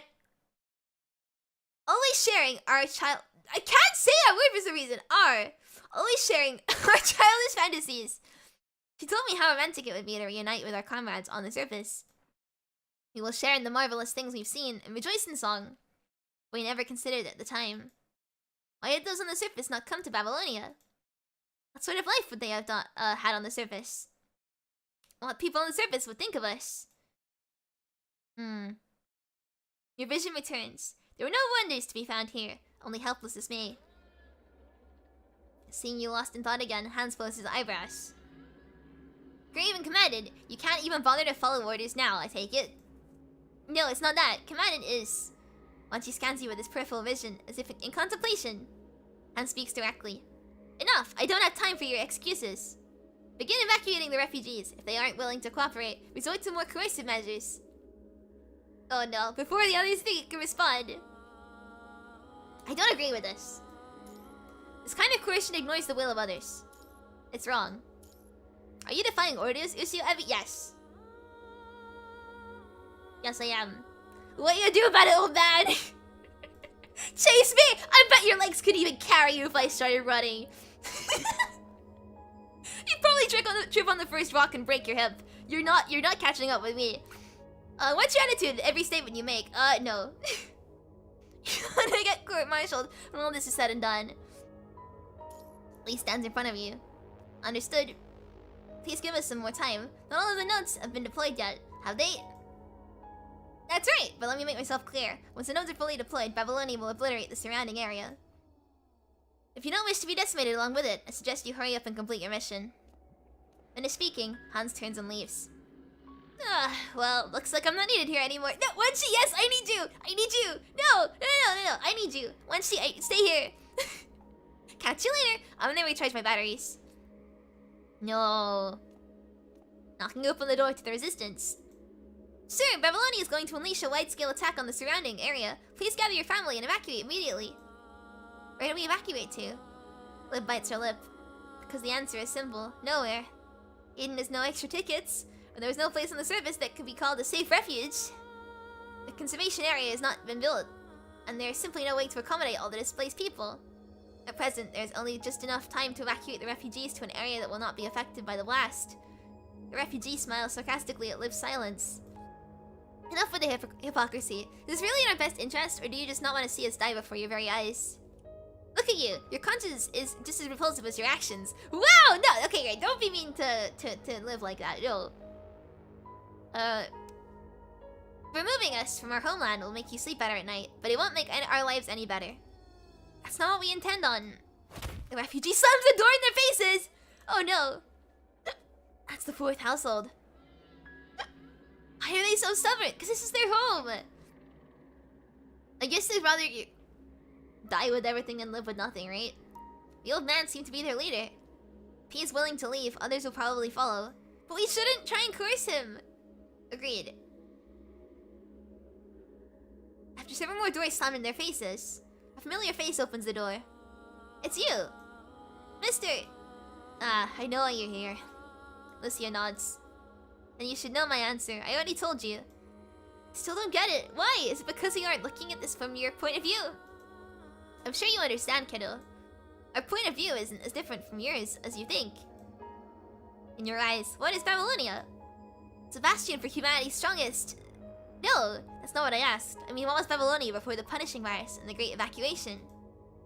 It was humanity's first FTL I could say one sentence without like my brain just kind of going... It would be great. It was humanity's first colonization ship. Then why isn't it taking you all into deep space? Because we lost Earth and want to take it back. Why do you want to take it back? Our mission is to take back humanity's homeland. That is our mission. That is the meaning of our existence. But this homeland is no longer of any use to you. Cities destroyed, civilizations collapsed, Earth is now just a sea of ruins. Babylonia floats above Earth, just like we stand here in these ruins. Why not leave? Have you ever thought about taking back Earth might be meaningless? Now you're just a construct, not a human being. You don't need to inherit the meaning of human existence. I'm gonna sit really for a sec. Ow, ow, ow, ow, ow, ow, ow, ow, ow. There you go. Lucio wavered slightly. No, you're wrong. This is what we were born to do. That may have been why you were created, but that doesn't mean it has to be why you continue to exist. Much like how people should live, but they shouldn't live. Or shouldn't just live. There are far more important things than to just live. Okay. Oh god, I accidentally typed out the game. That's an Ebi moment right there. Wait. There we go. Do you understand now? Lucia closes her eyes. This is the path I chose. Just like this is the path each of you has chosen. The old man smiles faintly. Exactly. This is the path we chose, and this is the meaning we give our lives. We have nothing left. Our only driving force left is our attachment to this land. The only thing that supports our menial existence. Our last wish is to forever rest with it. I'm really tired today. Our last wish is to forever rest within its embrace. You think we're unreasonable choosing to die rather than to leave? I think you're being equally unreasonable. The irony of man. People can never reach a real mutual understanding. This land is our blood, sweat, and tears. Our history, our memories. Everything we created, cherished, loved, and lost. As I have said, if you still have an ounce of compassion, please don't deprive us of our last request. Please respect our last will. He steps forward and pats Lucy on the shoulder. They understand. Sorry to bother you. Goodbye. Ali! No! Again, you know it's bad when like Lee is the one showing loads of compassion. This is you about to leave. You hear a commotion nearby. Don't you think it's ridiculous to tell us that we are also citizens of the world government? Don't you remember how you treated us when the evacuation started? You held us at gunpoint to prevent us from boarding Eden. You left us behind like junk. Now you dare to come back and rescue us? Are you kidding me? Get out! Get out of here! I don't need your fake compassion now. The person she is confronting is none other than Hans. His starched and pressed uniform has been stained. Almost like someone had poured a bucket of dirty water on him. Yes, whoever did that, I want to like personally congratulate you. I want to give you like a gold star. Chief Commander Hans, you! By the time you rush over, the two of them are about to clash. Suddenly, you hear the distant serenade of the whale song. Oh! Ah, okay! A serene and resonating sound floats gracefully in the wind like a bird through the clouds. It sounds close yet distant. The sound is not grating, but Hans and the old man who had just arrived wince at the same time. Not good. Oh no. Attention soldiers! Drop what you're doing and prepare for battle. Hey, over to the west! Oh no, what has Wanshi seen? Despite going to recharge his batteries, Wanshi had been keeping watch this entire time. Ah, suddenly he drops down from the hill. His laziness is now replaced with unprecedented seriousness. Soon, everyone realizes the gravity of the situation, because a large number of punishing hetero creatures burst down into the yellow sand and begin to pursue him. Oh no! It's fight time. This global version used Eden in place of Babylonia off in the past. I don't know. I know that can be used interchangeably, right? Is the game kind of loud, by the way? Put it down. Yeah. So, I guess it's probably more like Babylonia is like the more sort of... If Babylonia is a spaceship, I guess Eden is like more of the livable part of that, maybe? I don't know. If I had to guess, that's probably why they're used slightly differently. I don't know. That's my it's my opinion. Any mux? Oh yeah, I can remove it. All refugees have been evacuated inside the residence. All the hetero creatures are in. They are scattered around the camp, but they aren't paying attention to us yet. We must eliminate them right away. Can't let them tax citizens. Cool. Eden is government Babylonian ship. Ah, okay. Now I'd explain it. Wait, destroy. Which one are we destroying first? You?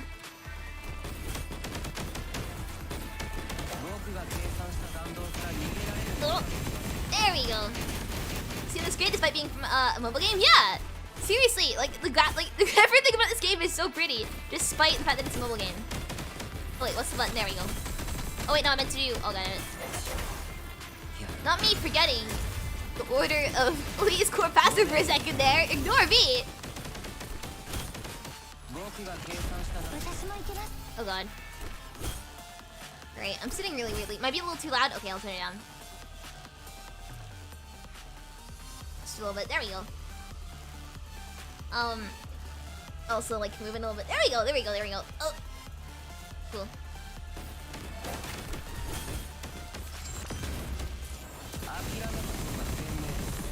go. Oh, the box. Wait, what? There we go. Why is he called a sea squirt? What? What kind of a name is sea squirt? No! That's like kind of cursed. God damn it. I just noticed the name. I hate it so much. I like the name sea squirt is giving me like a sort of visceral feeling in my stomach. I hate it. Like, that's sea squirts. I hate it so much. Oh, hetero creatures. Oh, have been destroyed. Don't your guard down. More coming. Sea squelch. Wait, was it sea squelch or sea? No, it's sea squirt. I actually hate that name so much.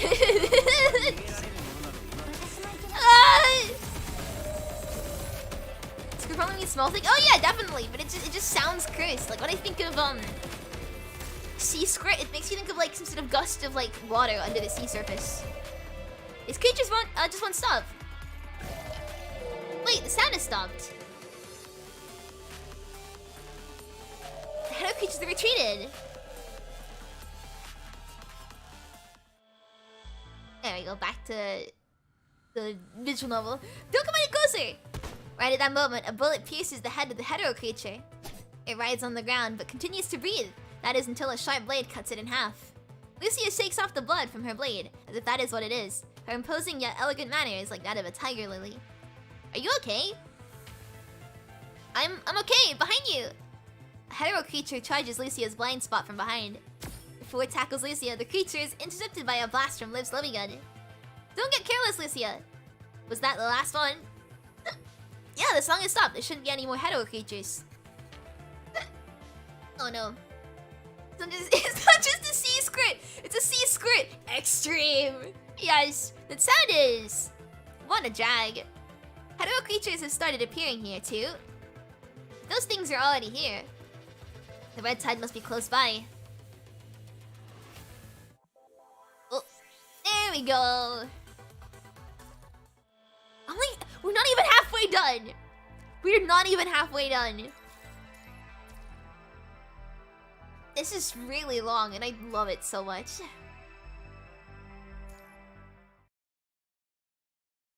Didn't you see those monsters just now? If you stay here, they'll kill you before Babylonia does. That is what fate has in store for us, then so be it. Our bodies will turn to dust and our souls will return to the earth. To hell with fate! There's no reasoning with you. This will be for nothing. The sudden emergence of the hetero creatures causes tensions to rise between both sides. The calibration team and the refugees have reached an impasse over a meaningless prattle. A sudden cry puts a stop to the altercation. Ray! Ray? Does anyone see Ray? Where is he? Where's my grandson? After her companions shake their heads, she shifts her gaze to the calibration team. Oh no! Her look of alarm gives way to one of panic. Have you seen my grandson? She glances at each of the constructs one by one. Finally, her eyes fixate on Lucia and Liv. She runs over to Lucia and firmly grips her shoulders as if she's her only lifeline. Have either of you seen Ray? Where is he? You saw him, didn't you? My grandson, he was right next to me. Please remain calm. Who is Ray? The boy from before? She nods her head anxiously. Did he get scared in all the chaos and hide somewhere? Maybe. Oh god, my audio broke. That jump scared me. That absolutely jump scared me. Just full volume. Ow.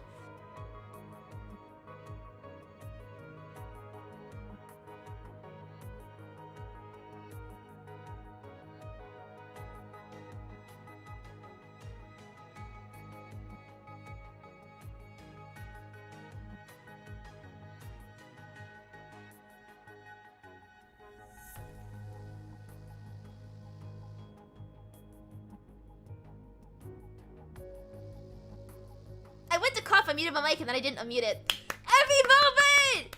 Every moment!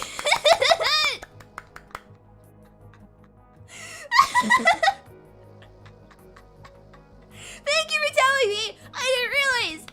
Yay! I'm so dumb. What was the last thing you guys heard me say?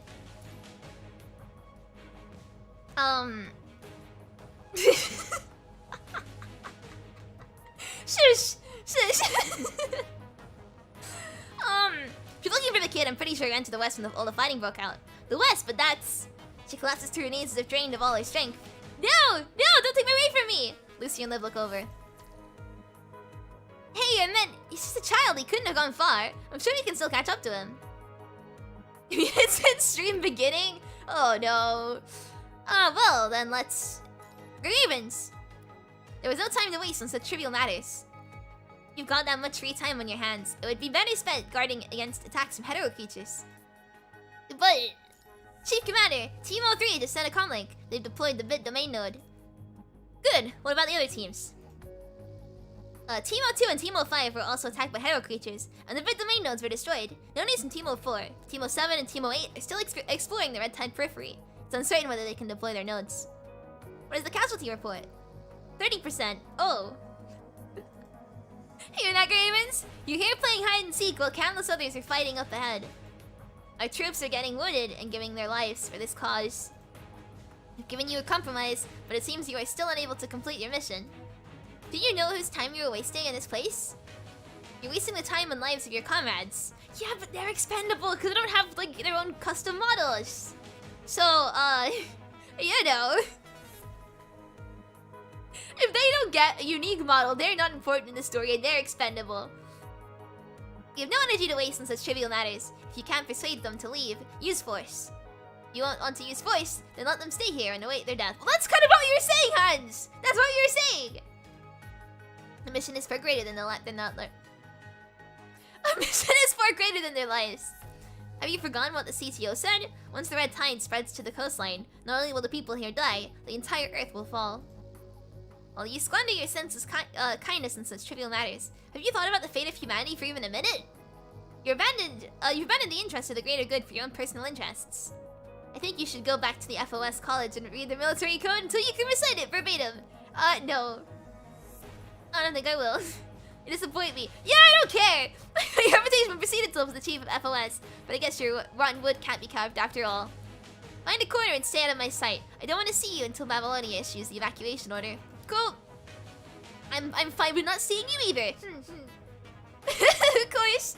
If you choose to stay here and wait death, I'm not within my power to say otherwise. It's exactly what someone fortunate enough to board Edom would say.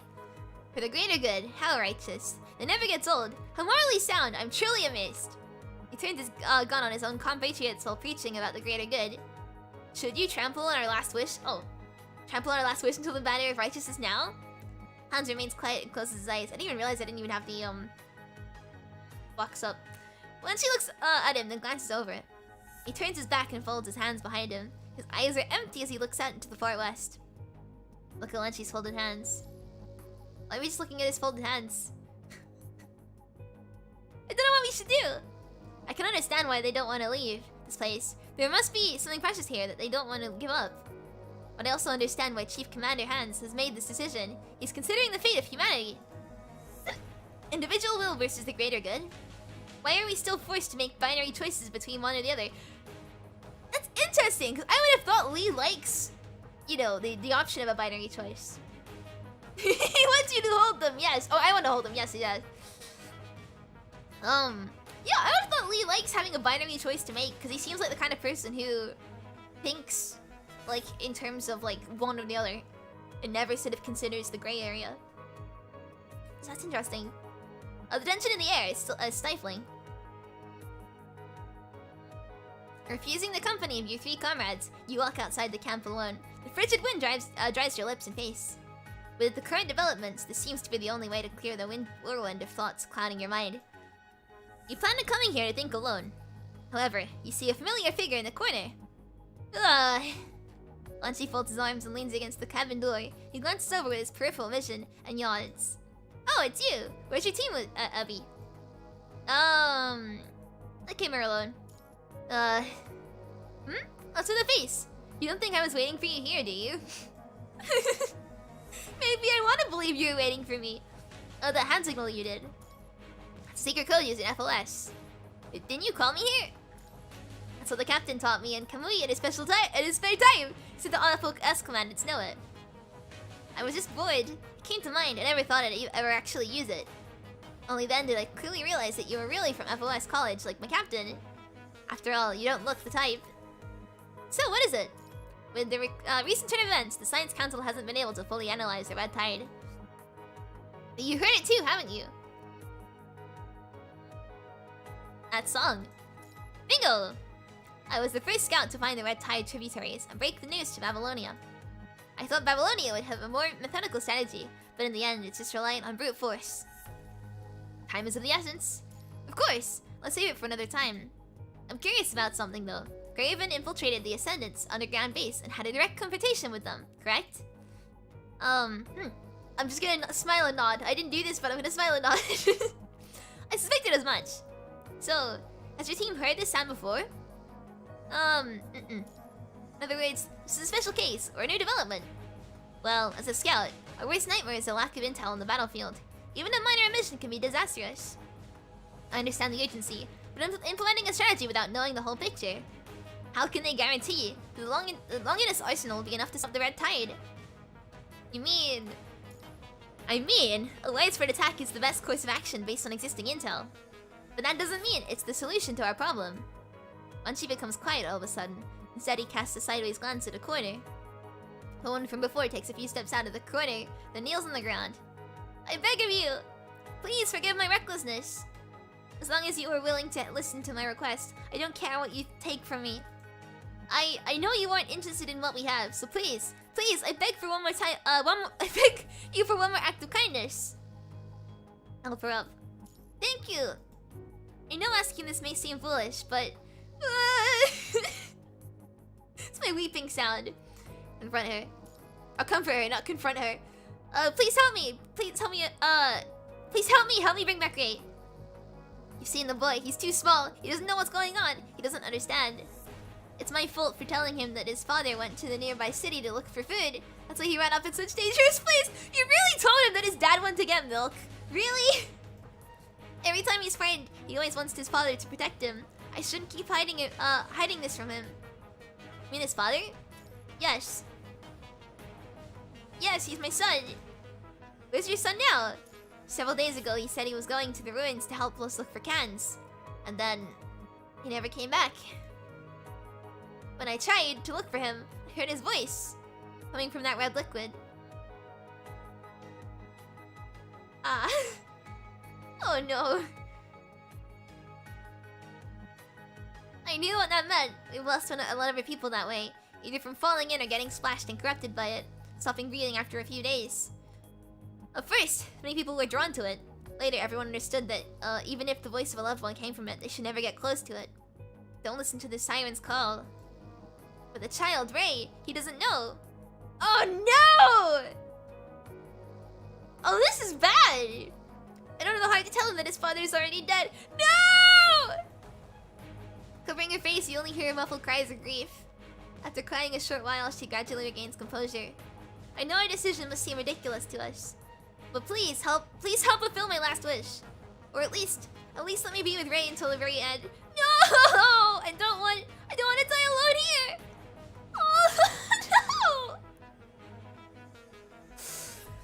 I have nothing left, nothing. Don't take Ray from me too. Her tears turn to weeping in agony. I get it. Huh? Get what? This is why you brought me here, isn't it? I didn't say anything. You don't have to. I'm just a scout acting alone. Chief Commander Hans isn't my commanding officer. I'm free to act as I please until my captain issues the second phase of my orders.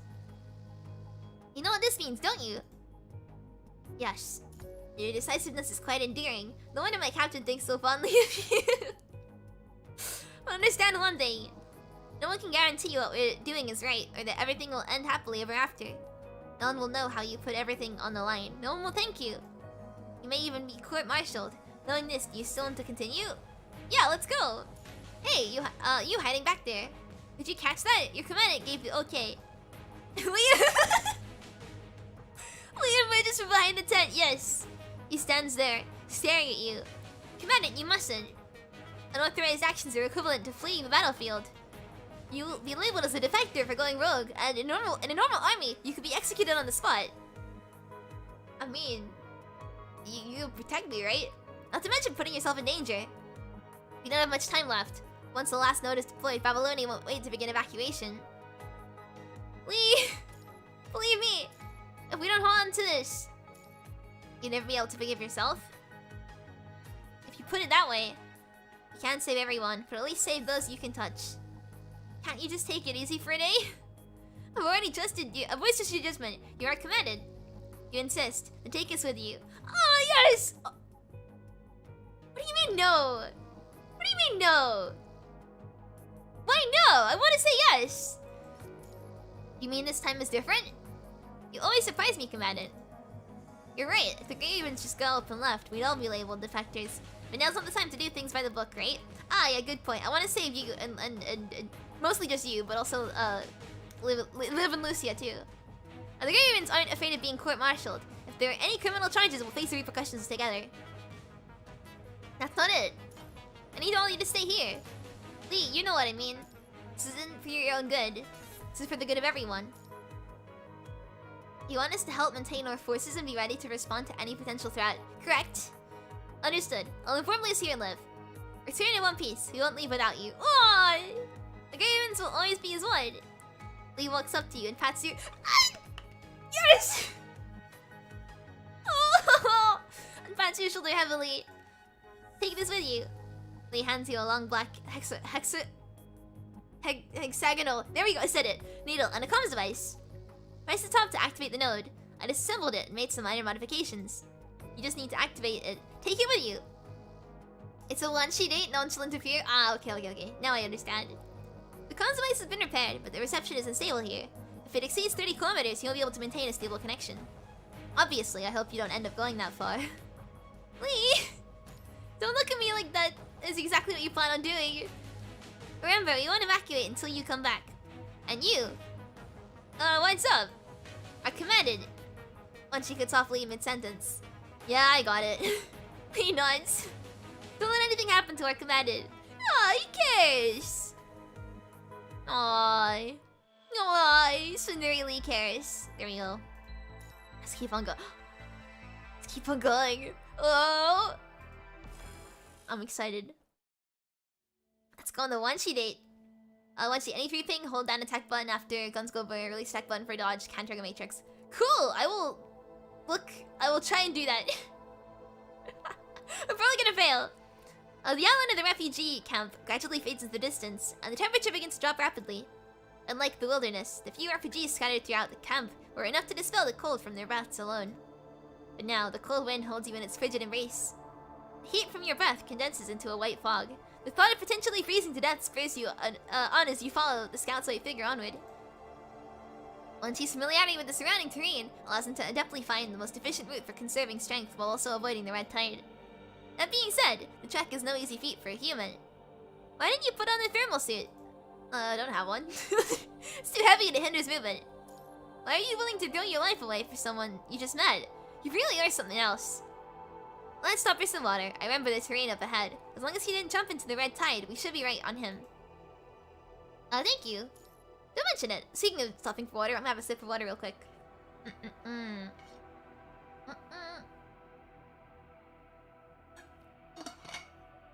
we go. You stop next to a rock formation and rest. Your intermittent daydreaming hasn't been acting up recently, has it? How could you tell? I used to be in the medical corps. I've still got an eye for that sort of stuff. It happens frequently and without warning. The symptoms don't correspond to any disease I recall. What's wrong? Don't worry about it. Don't worry about it. Alright, if that's the case, I'll stop bugging you about it. Anyway, I already know about your condition. I won't let it happen when everything is on the line again. Why did you bring me out here? Did you say all that to me on purpose? Not just me, it's for Lee as well. Thank you so much, Tony Massius, for the super chat. Thank you! You're late watching, you have to watch from the first minute. Oh no! Thank you so much, I really, really appreciate it. You know what's really weird, actually? A couple weeks ago, one of your videos appeared in my recommendations. Thank you so much, I really, really appreciate it. Thank you! Oh no! Clever. I'm starting to see why my captain thinks of the Grey Raven squad so highly. Wanshi's dull expression suddenly turned sharp. His voice no longer carries the same apathetic tone. Correct! I could have easily found this child by myself. Constructs move faster without having to drag a human along. But you did anyway. Because I was curious.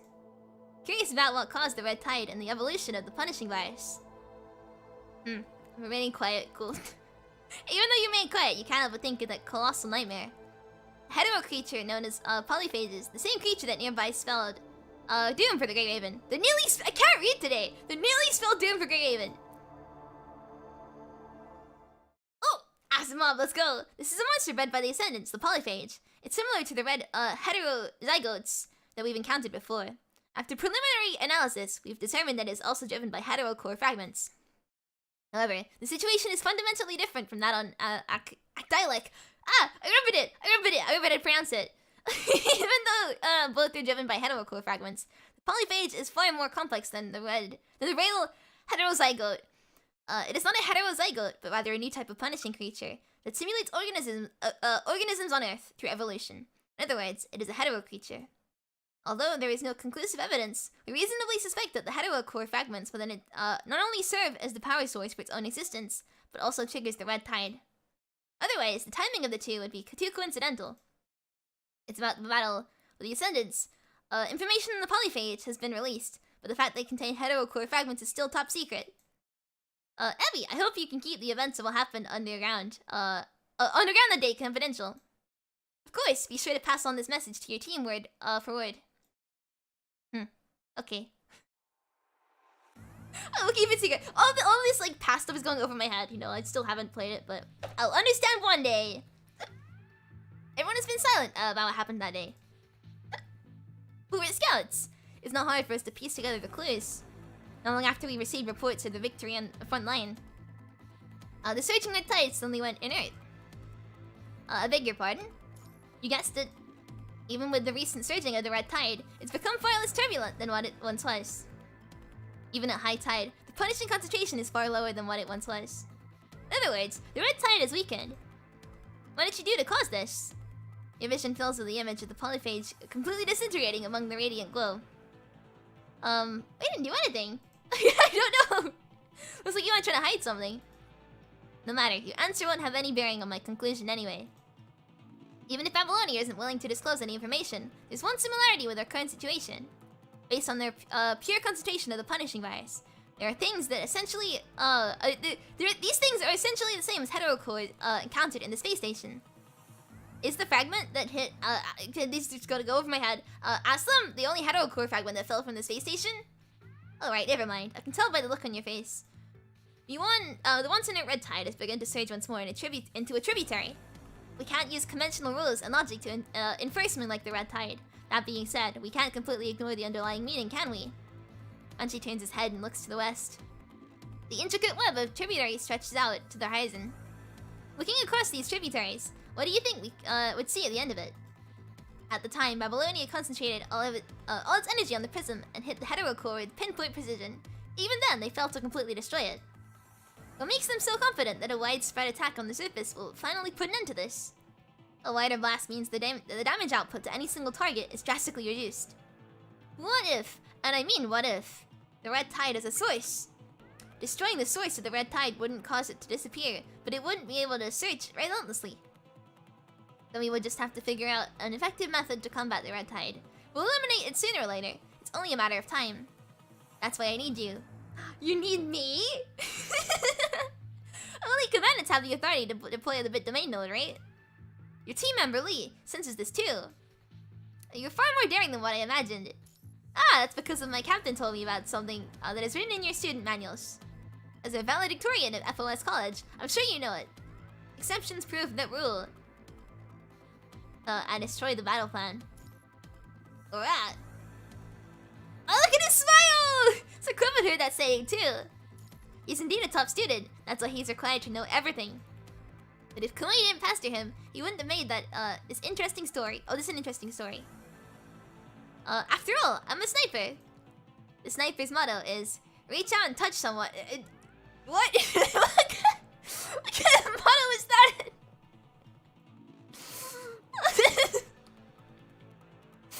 I thought you were more different to these things. You're right. I don't care about what you're tangled up in. Whether that be with them or the chief commander hands, these poor people are just caught up in universal values of the past. Yes, please. Yeah, it's really cursed. What? Thank you, Wanshi. Yeah. Oh wait, just noticed your name. He's very appropriate right now. Wanshi's wife guy. Oh, then why get involved? No reason really. I knew Maddie was kind to me, but I couldn't repay him until now. Who?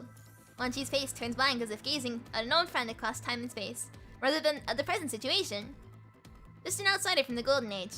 That being said, he's far more interesting than someone who drowned in the glory of the Golden Age. Wanshi closes his eyes. Aww! Upon opening his eyes, all of his emotions have been swept away. Enough about this. There's a solution to everything. Even if it might not be common practice, I just want to use my method to see if I can solve this crisis. I just want all this to end quickly so I can get some proper shut-eye without having to worry about anything. What about you? Why do you want to get involved?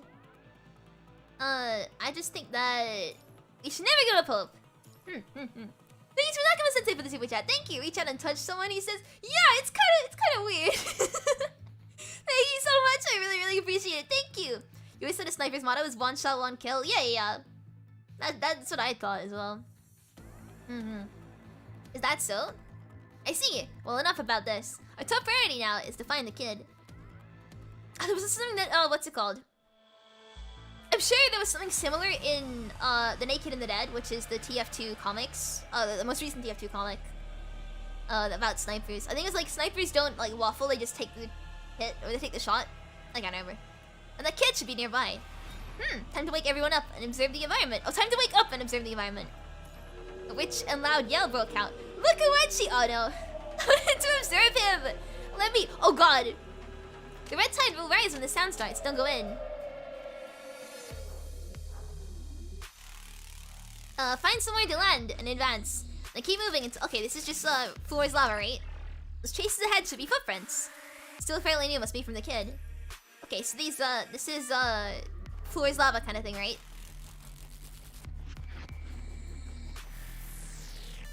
But like, how should I know when to get up to a big surface? Name looks reminder. Oh yeah. Well, it's fine right there. Right? You can. It's. Nah, screw it. Watch out, Henlo creature nearby. Oh god. Okay, so any three thing: hold attack, release attack, dodge, and enhance shot. Okay, that's gonna be difficult to practice. Oh god, he's cool! Right. Okay, no, I didn't do that right. I almost got like the hold right, but I don't know how to do the dodge thing. No, I can't do that. It's hard. Blue is my heal? Okay. Blue Orber's heal. What's my ult? Oh, okay! That's cool! The sound has come back. Or Tita. Okay, get over there. My takes the time to fall. Cool. What noise did he just make? What was that noise?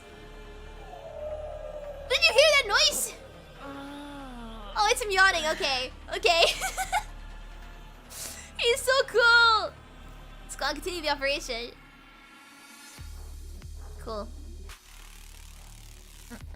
He's just stretching. Yeah, stretching. Or stretching. You know, like in quotation marks. Oh, he's really cool. Right, let's try it. Ah,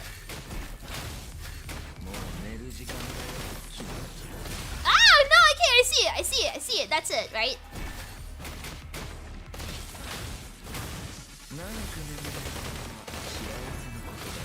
Ah, okay. I don't know how to do the dodge like timing right, but that is really cool. The Henlo creature nearby are eliminated. Ah, okay. My red and yellow pings me use to close that gap, close and dash around. Okay. See, when Wanshi's like out, I can use like Celica's class rate to figure out how to play him.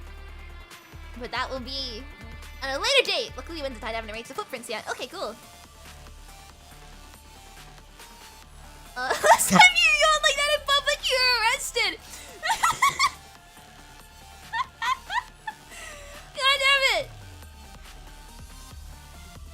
Traces are gone. Let's switch around.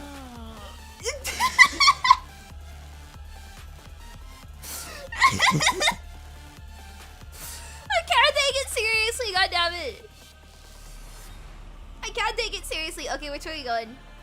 To hide from the tide. I didn't see the positions. Oh god. Something's not right. The rise and fall of the red tide have no pattern. How did the kid manage to avoid danger to get here?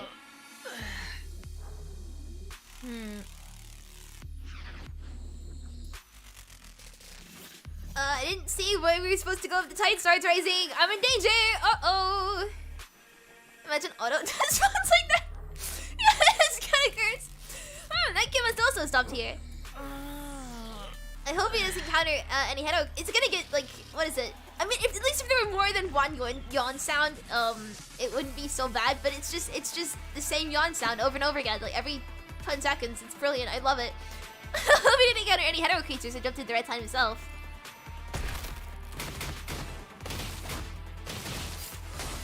Ah, he's so cool! I cannot, like, seriously, Liv is gonna, oh god. Liv is getting replaced. Where do we go? Where do we go? Where do we go? Up here! Ah! Ah! Ah! So when you say blue orbs are healing, does that like heal me? Ah, it does heal me. Cool. Test. That was a test. At the same yeah. I do know that. Oh, okay, where are we going? Are they the same JPBA, I believe? No, that's Cian, but... Oh, the right side of it's right ahead. It's unlikely that he jumped in. I see scratching marks on the ground. Why did he stand here for so long? Did he see anything? Chase is heading back to where they would begin. Look, he took a different route though, across the region where the red tide wasn't so prevalent. As if someone was guiding him. Whatever. It's not something we can worry. Isn't Wanshi the same as Auto Apocalypse and Kamisato Ayato? Yeah, it is. In JP. Looks like we don't need to waste our time here. The kid has already gone back. Oh, here comes the red tide! You hear the whale song again. Wanshi's face turns grim. Want to turn back? Of course not. If it's a river, there must be a source. So before we reach the limit of our comms, contact Lee. Phew, looks like enough to remind you. Lee's hologram appears on the comms. Hello, Lee! Whoa! Quickly glances at you and breathes a sigh of relief. Looks like you're okay. Briefly on the situation. Searching for the source of the red tide. Got it. I trust your judgment. I'll totally see you and live. I'm not sure how much time I can buy you. Come back ASAP before your protected device reaches its limit. Hey, Strikehawk. What's up? I commanded. Wanshi cuts off Lee mid-sentence. Yeah, I got it. Transmission over. So, let's go. Let's cross this area. Like Lee and Wanshi, seem to be like very similar. They know what they're saying without even needing to say it. Even if you don't know what awaits us there. Exactly. Yeah, same thing. But so cool, so cool.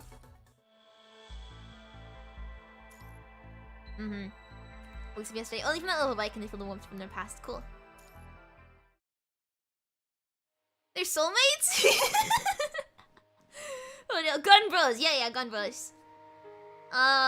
Before Ray began to understand the world around him, he'd already forgotten his mother's face. Oh, well, it's kind of dark to start off this little part. Oh, wait, is the... There we go. From very early on, he was raised by his father and grandma. His grandma always lived in the shadow of hatred. He says the punishing bias has taken everything from her. How did it exactly? Ever since he was born into this world and opened his eyes for the first time, he did not know. No, the world is already like this. But everyone already tells him that this world should not be like this. That machines should not attack humans. That those towering builds used to be our homes. Mankind has spread to every corner of Earth, conquered the highest mountain, and reached the deepest trench. We were just shy of leaving this planet and spreading our footprint across the cosmos. We should not be like rats subsisting in the dark corners of an apocalyptic world. However, he had never seen that bygone era. All that remains in his hands are the vestiges of the past. Perhaps not even that. Should he be filled with hate? Toward whom? People do not blame landslides, earthquakes, tsunamis, and the cruelty of nature. When something has become a part of this world, it is no different from natural disasters. The punishing bias is no different. Ray has only seen this world, so he has naturally accepted all of its cruelty. Oh! Deep within his memory, he sees the blurry image of a woman hugging him and humming an unknown song. A lullaby. At least that's what people of the Golden Age called it. The lyrics have been lost to time. All that remains is the melody.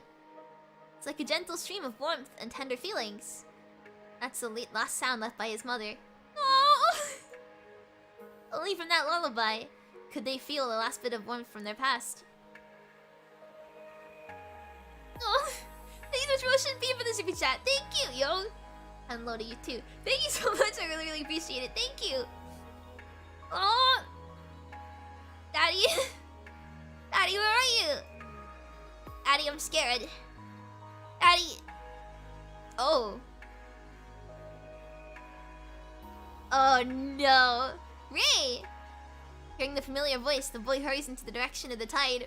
Oh no! The sound of waves is close ahead, as if within reach. Before the boy can get close to the river, a magnificent and loud sound masks his father's whispers. A slender female shadow looms above the red tide. Oh no. When you drink the soup, what does that mean? What do you mean, when you drink the soup? He stops in his tracks.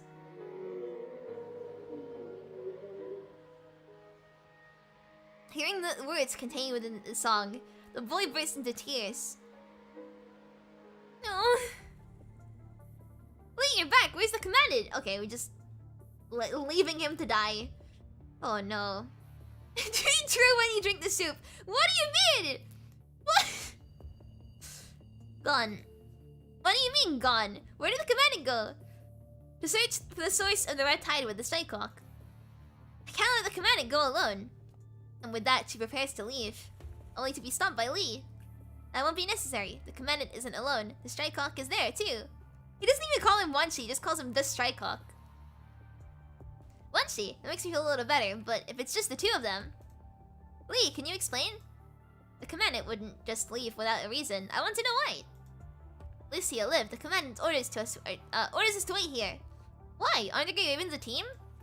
And with the commandant's current state, the fact the Grey Ravens will always be a team is precisely why we are staying. Lucia, you were confused once too. I'm sure you trust the commandant's intuition. Lucia's concern begins to subside.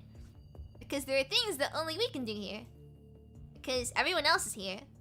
Exactly. If we went with the commandant, we wouldn't be able to help if disaster strikes. Whether that be gathering everyone together, protecting them, or buying enough time for the commandant. Are you worried? Are you afraid of being court-martialed for the commandant? No, of course not. I'm just worried about the commandant's safety. But I trust the commandant's judgment. Same here. Let's see this time to do what the commandant wants us to do. Very helpful. Chief Commander Hans. You're Grey Raven? Correct. I'm the Grey Raven's technical support construct. If you have any issues, speak with your commandant instead of reporting directly to me. I hope the Grey Raven commandant taught you all proper chain of command. I know the proper chain of command, but special circumstances have left our commandant indisposed. Indisposed? What do you mean? The commandant has already left. Come again? Oh no, Lee! You can't snitch on me like this, Lee! Lee! The commandant has already left to find a child named Ray. Lee! Don't snitch on me! When did the commandant leave? Not too long ago, I disassembled the functional part of our bit of the main node and gave it to the commandant to be deployed. If I understand you correctly, the Grey Raven commandant is blatantly violating my orders, and you are an accessory to the commandant's disobedience. I don't think seeking a solution to our current predicament is a violation of your orders, sir. As far as I'm concerned, you only came to tell me that you were going to be court-martialed together. No! Chief Commander, we came here hoping that you would reconsider the strike plan in favor of precision strike that would wipe out the red tide and protect the refugees without need to relocate them. You have such a plan. I'm all ears. Not yet, but I specialize in problem solving. Chief Commander, please allow me to... Hans forcefully interrupts Lee. If that's the case, then quit wasting my time. You disappoint me. I was already perfectly clear with your commandant. Either they leave or die. There is no third option. Well, Lee, think of a third option. Your only mission is to evacuate the refugees before Babylonia activates the Longinus arsenal. Unfortunately, your efforts have yet to yield results. Flurry of footsteps approaches, causing Lee and Hans to turn and look. Lucy and Liv bring the refugees to the field before Hans. 2 more constructs. Are you playing games with me, Raven? Chief Commander, I beg you to listen to what the refugees have to say. They've already been loud and clear. They refuse to leave and want to await death. No, that's not it, sir. They're just sad and angry, helpless and desperate. Chief Commander, please pardon my audacity, but have you ever been betrayed? As a soldier, I'm sure you vehemently oppose betrayal. No one as man tolerates betrayal. What would you think if you and your comrades are surrounded on the battlefield and the commander ruled that sacrificing your troops was beneficial to the war effort? I would not call it a betrayal. If sacrificing myself would lead to a victory, I'd gladly die on the battlefield. Exactly! Every soldier in Babylonia is willing to sacrifice their life for a distant victory. That is how we are educated. That is why we understand this is what we are born to do as soldiers. What about civilians? Not everyone can or must understand the meaning of a distant victory, nor will they be willing to sacrifice their will to achieve it. Do we not stand here to protect the free will of the people? In the situation I just described, if your troops are protecting a group of people, and the commander orders them to be abandoned, what would you do? Would you abandon them and allow the enemy to kill the civilians you were protecting? Or would you order your troops to fight to the death? Soldiers must protect civilians. However, if they can fight to protect them and choose not to, that is betrayal. Quit trying to strawman me! The World Government Disaster Relief and Emergency Assistance Act should only apply to civilians of the world government. In doing so, you regard them as comrades, do you not? Ah! Here we go! Chief Commander, take a look. These are people under your protection. They are parents, spouses, children, and siblings. They've done nothing wrong. They have been met with disaster. They have only one small wish, which is to protect their home until the very end. The commandant went to find the child out of sympathy for the child's crying grandmother. She can be saved just by reaching out with a helping hand. Enough! Give it a rest! You've already wasted enough of my time as is. This isn't the first time I've been in this situation. I witnessed countless people dying during the great evacuation beyond my saving. At that time, the horizon was painted red by countless who perished. The only chance of survival was up. The laws of war are complex yet simple. All factors can be qualified into addition and subtraction of effective strength. The first party to have their effective strength reduced to 0 will be declared the loser. We can think about feelings, but war will not, and neither will the punishing virus. Yeah, but we can make people happy! Because that's the power of the friendship, yay! In our war against the virus, the only thing we can do is try our best to preserve our effective strength. Some people call us hypocrites, but only those who survive are qualified to criticize hypocrisy. You see someone crying for their children in front of you, but if you don't stop the red tide from entering the ocean, millions more will cry for their children. Are you capable of protecting each and every one of them? Do you have the ability to save everyone every time you encounter a difficult choice? This is the first time you've been faced with such a choice, isn't it? And this won't be the last time. I guarantee you that. Despite being barricaded outside by the constructs guarding Hans, Liv remains persistent. This is cruelty!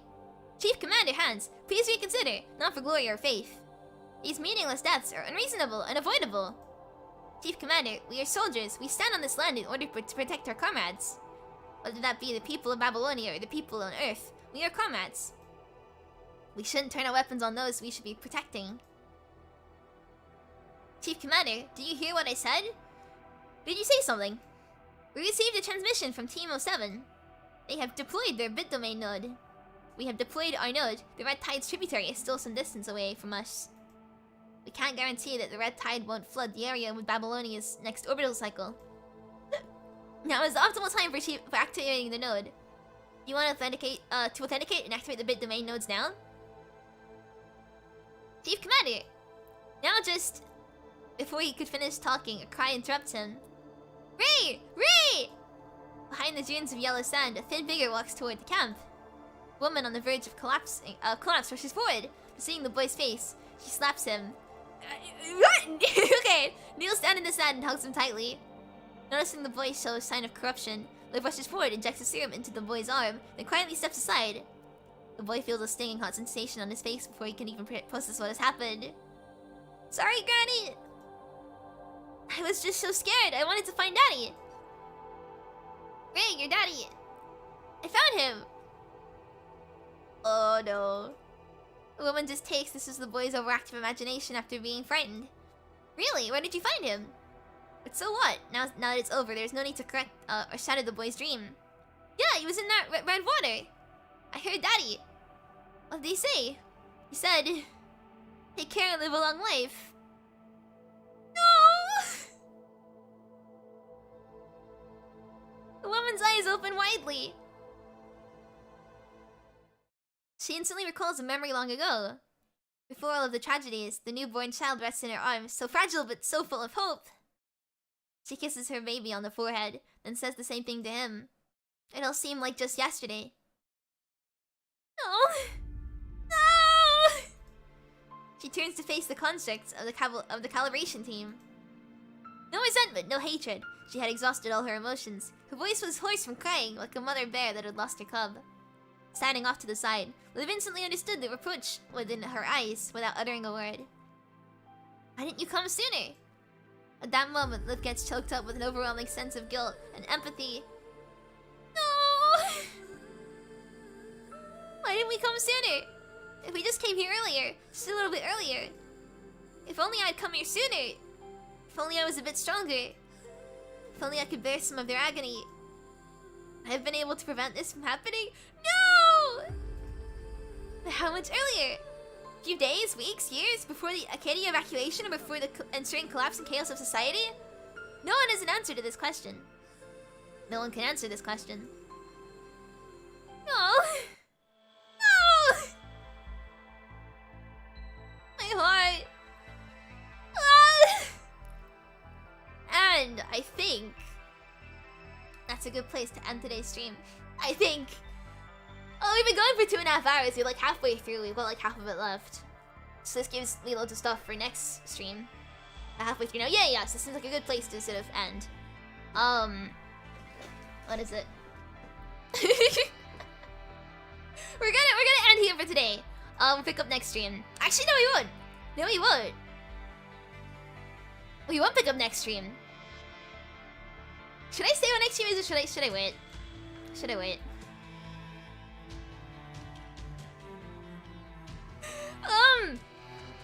Yeah, I don't know. Should I?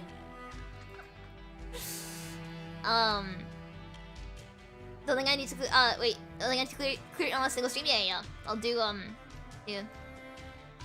But yeah, next stream will be the Selena stream. Oh. Wait. Yes! I got the Lee head pet! Yes! There we go. Oh. I think my contacts have returned from the mines. There we go. Thanks for the dorm coins. Yeah. So next stream will be soon. I say soon. It'll be on Saturday. Then there's the next P2I stream will be on Saturday. We'll be doing a Selena pulling stream. Look forward to that. And I will put the reservation for that up tomorrow, I think. So soon? It is soon. It's Wednesday today. So it's like one more stream before then. And then it's PGR again. So anyway. Discord link's in the description. If you're not subscribed, please consider subscribing and please let me if you haven't already. I will shut up now. I'll let you guys get on with the rest of your day. I'll put the reservation up tomorrow, but yes. Look forward to it. You're gonna need to look forward to it, okay? Anyway, yeah, goodbye everyone! Thank you for stopping by. I'll see you guys soon. Bye.